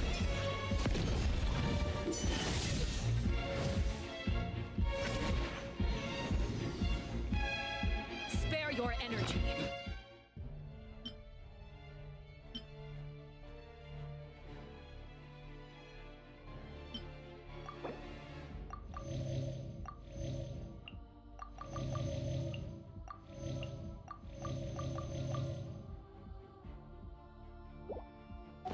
Running is of little use.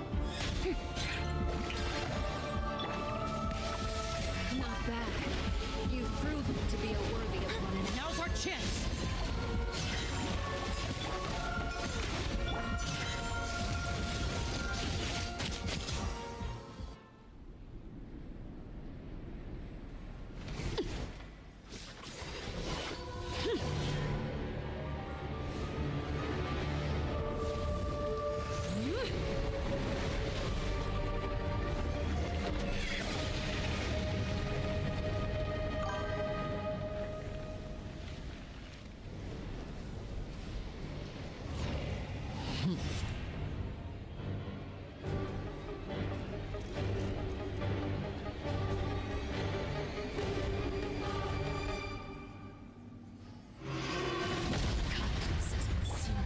The show My begins! blade is all that remains.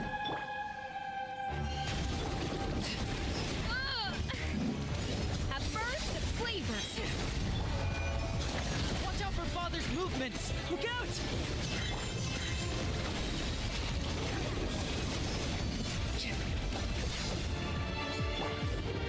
Showering with praise! Sometimes only the beginning.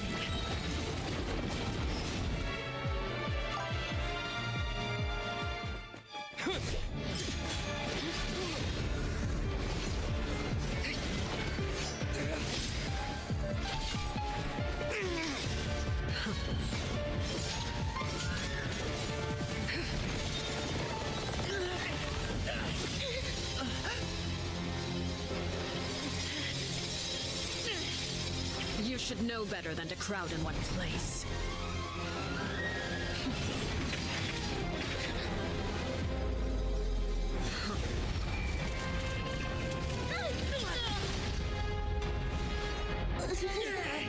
Oh, I know. No! I'm sorry, Father!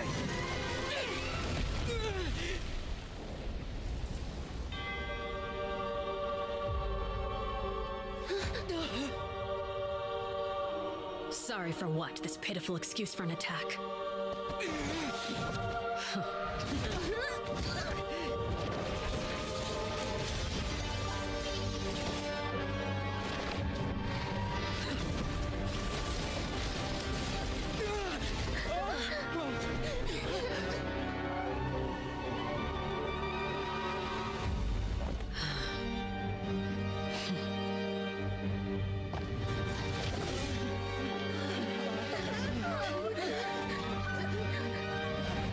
Father, no!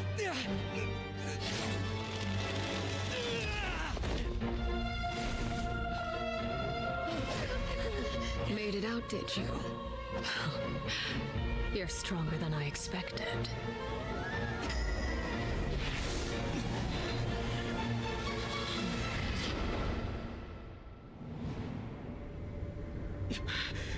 A crimson moon? I can't move.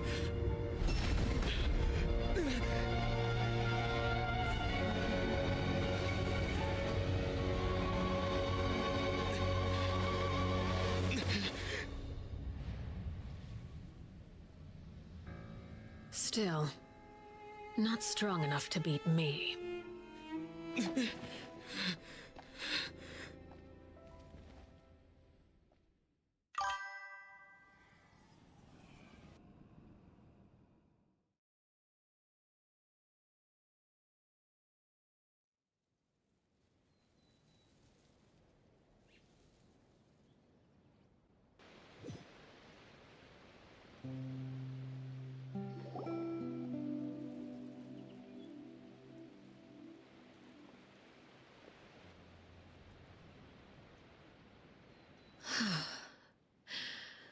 I believe we can end things here.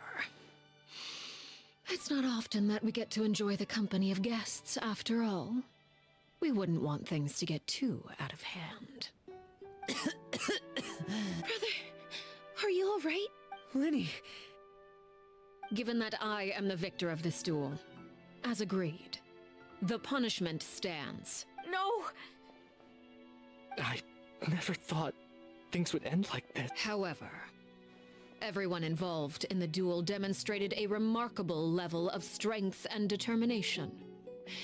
In light of this, I'm prepared to change the method of execution. Elwar, the bottled flames I gave you for safekeeping. Do you still have them? Yes? I wasn't sure what they were for, but I've kept them super safe. I didn't lose a single one. Wonderful. Then, in just a moment, I'll have you administer them.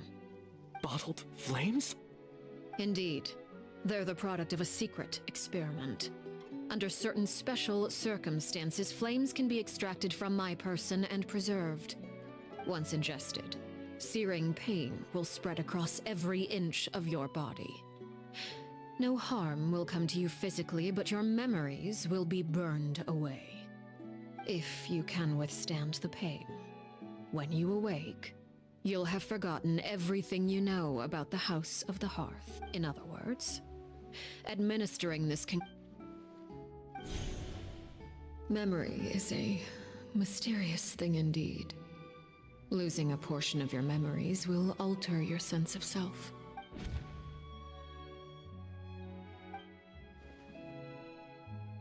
So, you're just letting us go, Father? You misunderstand. Memories are extremely important. Once consumed by flame, the version of you standing before me will die, and our secrets will die with you. So no, I don't intend to just let you go, because the person who survives will be nothing but a stranger. Even so, I won't have to live in fear anymore. I'm sorry, Father. I'm sorry I let you down. But I really... Don't cry, Filial. You haven't left the house yet, so there are still rules to be followed, yes? Remember what I taught you. Anger makes you impulsive, sorrow causes you to waver. Don't let yourself be controlled by your emotions. Of course. I'll remember. Dry your tears. and go pursue the life you really want. Yes, Father. Chaplot, Fultz, Elwar. Take them back to Poisson. And I prepared 3 extra goodbye, children. The next. Thank you for all you.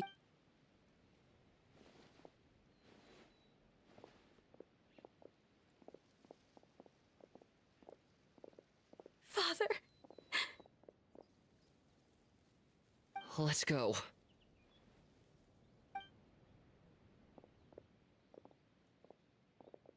Here, grab my arm, Linny.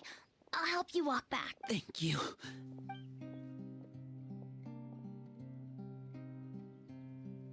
Clairvy.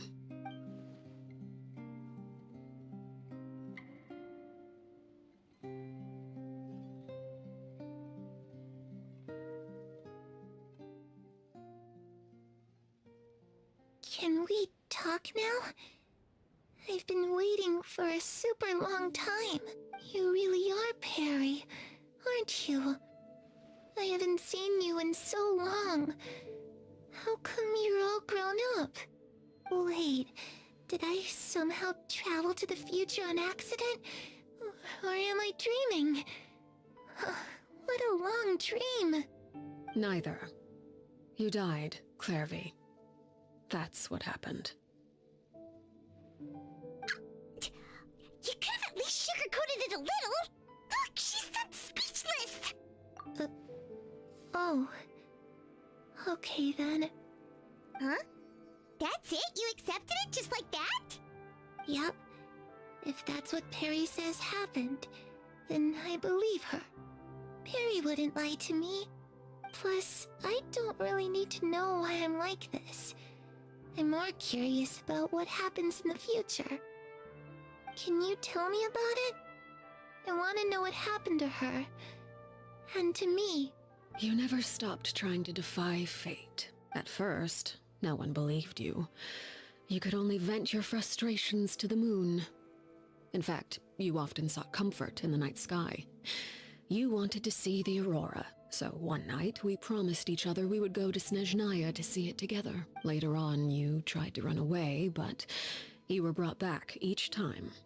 Mother spared your life, but it wasn't out of kindness. Instead, she decided to make an example of you by slowly torturing you over time. That way, the other children would know what happens to traitors. Still, you never gave up. Mother hoped that through ruthless duel after ruthless duel, she would be able to crown an ultimate victor among the children she raised. But you called on everyone to unite, to fight to a draw in order to reduce casualties. Your efforts may have only delayed the inevitable, but still. You gave them hope. You tried everything you could think of, but every attempt ended in failure. Still, you never turned your sword on Crucibina, and you never turned it on me. On that gloomy day, you told me, "For the last 16 years of my life, I've done everything I can to fight for freedom. But now, I realize that the only freedom I truly possess is the freedom to choose to die." I never imagined I would say something like that. I must have been feeling really worn down. But somehow, I still think I understand. According to Mother's plan, only one of us was going to make it until the end. If I could do it all over again, I still don't think I would make a different choice. Even when I first met you, I knew you'd be able to do what I couldn't. Is that so? Even now, I'm not sure I truly understand what kind of freedom you were trying to pursue. But as the head of the House of the Hearth, and as the children's father, I've tried to give them the most basic of freedoms. The freedom to choose their own fate. It's something I discussed with the Iudex of Fontaine. The children who want to leave the house will have their memories wiped clean of all secrets pertaining to the organization. In return, they will be allowed to live a normal life in Fontaine without being prosecuted for their past. Of course, I won't simply hand freedom to them on a silver platter. They have to fight for it and prove themselves worthy of it. Only freedom that is earned has true value. That's more than enough. That's exactly the kind of life I was fighting for. You know, Perry? I think you're a pretty amazing king, and a really great father, too. I'm really happy that you're the one who took over the house. I guess I do have one regret, though. I still haven't seen the outside world. Well, it just so happens that our dear guests over here have been to many nations and traveled to countless places. Perhaps they would be willing to tell you what the outside world is like. Really? Of course! You know, playing the loop... It's just too bad Perry doesn't like wearing dresses. And Mother? She probably would... Those yokai I once saw... Oh, sounds like... I was always stupid at the...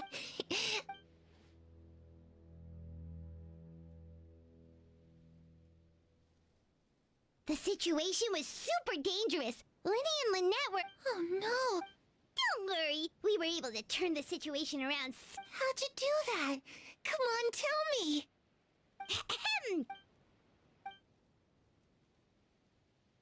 Shadows don't have the capacity to learn or grow.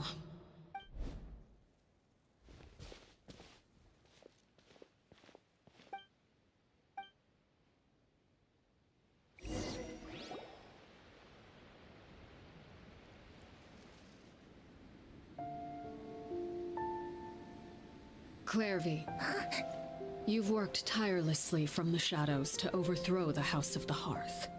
Now, by my authority as the Knave, I shall announce how this matter ends. You are hereby expelled from the House of the Hearth. You are no longer tied to this place, nor are you bound by its rules. You're saying that I can finally leave?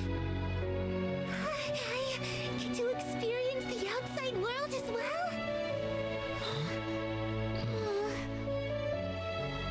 Oh, I almost forgot. There's no getting older for me. Still, seeing who you grew up to be makes me really happy, Parallel. Take care of yourself. Goodbye. May we meet again someday.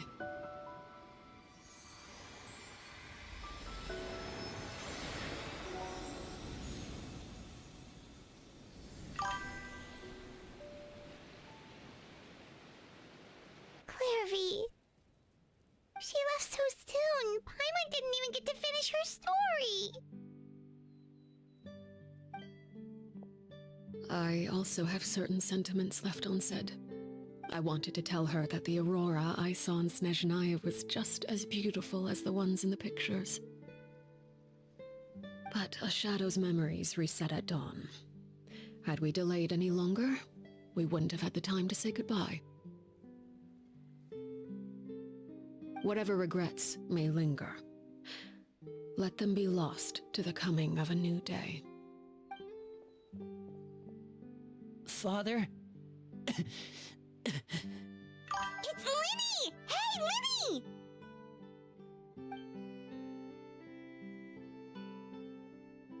What is he doing back here? Let's go check it out.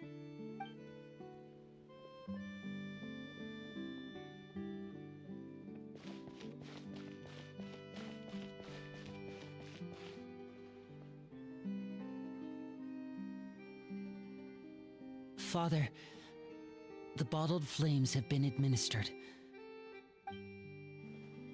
And you? What have you decided? Thank you for giving us that choice, Father. But we never wanted to leave the house. It's the only home we've ever known. Lynette and Fremine feel the same way. They're recuperating back at the Hotel Bouffe d'été. But I decided to come back and tell you where we stood. I'm sure you're well aware of the expectations I have for you. I want you to follow in my footsteps and become the next king of the house. Yet you seem to have different ideas. I must admit, I'm rather surprised by your... I just... You're brave, talent. You would do anything to protect them.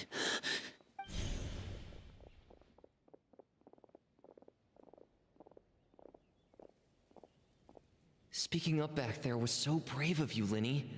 It's all thanks to you that we were able to convince Father to back down.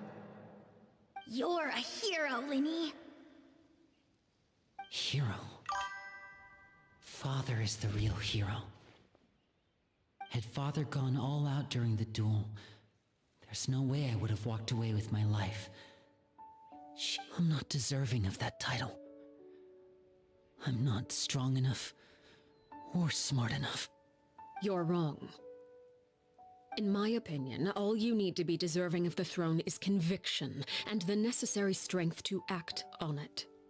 We may have different ideas of what it means to be a family, but you can hardly be said to lack conviction. What you truly lack is strength. For someone of your talent, though, that's something that will come with time.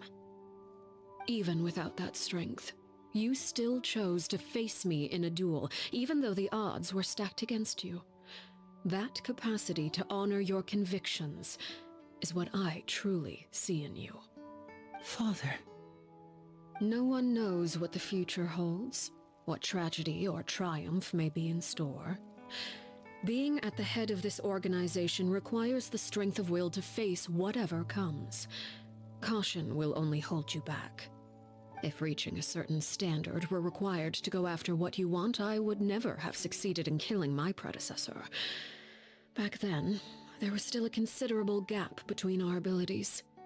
Strength may decide the ultimate victor, but those who let a lack of strength dictate their decisions or undermine their convictions will never be worthy of the throne. I understand, Father. Thank you.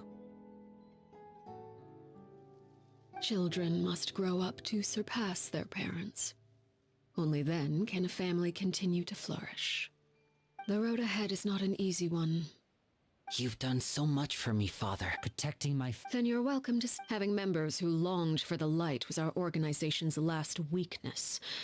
With those members no longer among our ranks, the House of the Hearth... At present, our imperative is to use their plan to our advantage. In doing so, a crimson moon shall rise amid the frigid blizzards of winter. No demonstration of loyalty shall go As for the two of you, no matter how arduous the journey ahead,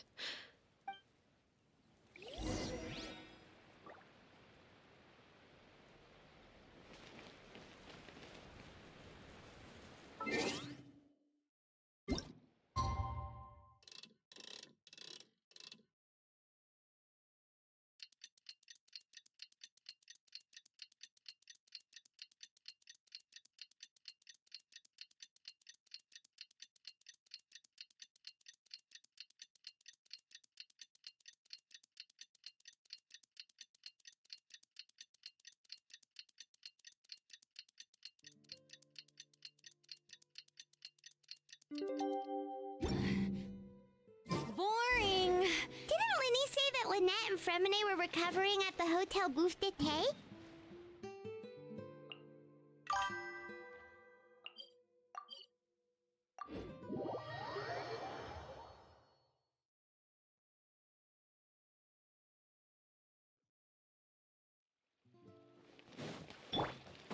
Fearless.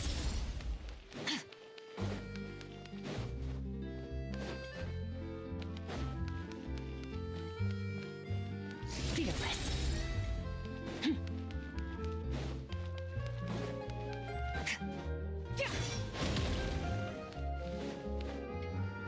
Fearless.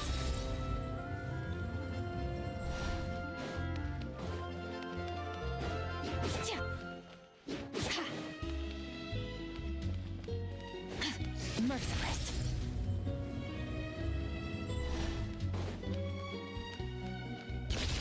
Another star goes out. Fearless.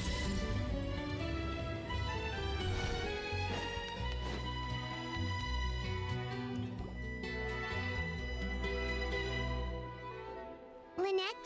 Fremine? How are you feeling? Much better. Whew, what a relief! What about you? Are you feeling alright?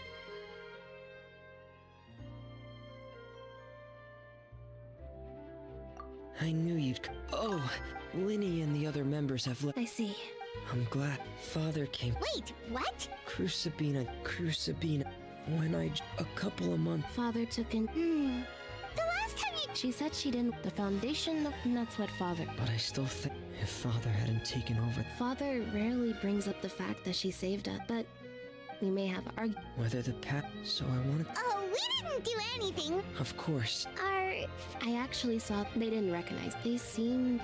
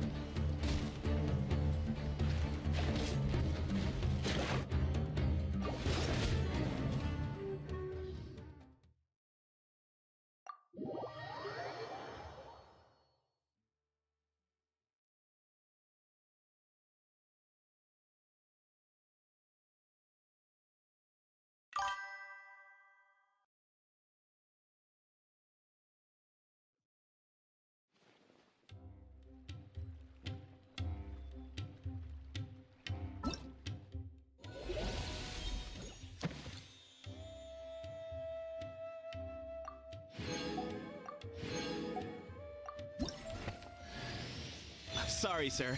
Were you looking for me? Hello, hello. I'm Sethos. What can I do for you? Actually, you know what? This seems like more of a sit-down conversation.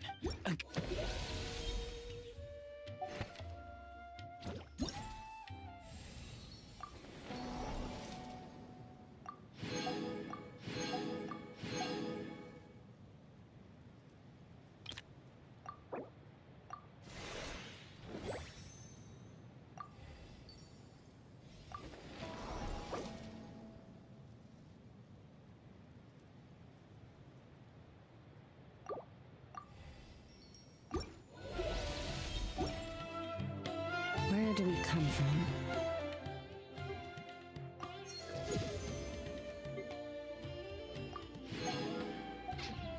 And where are we going?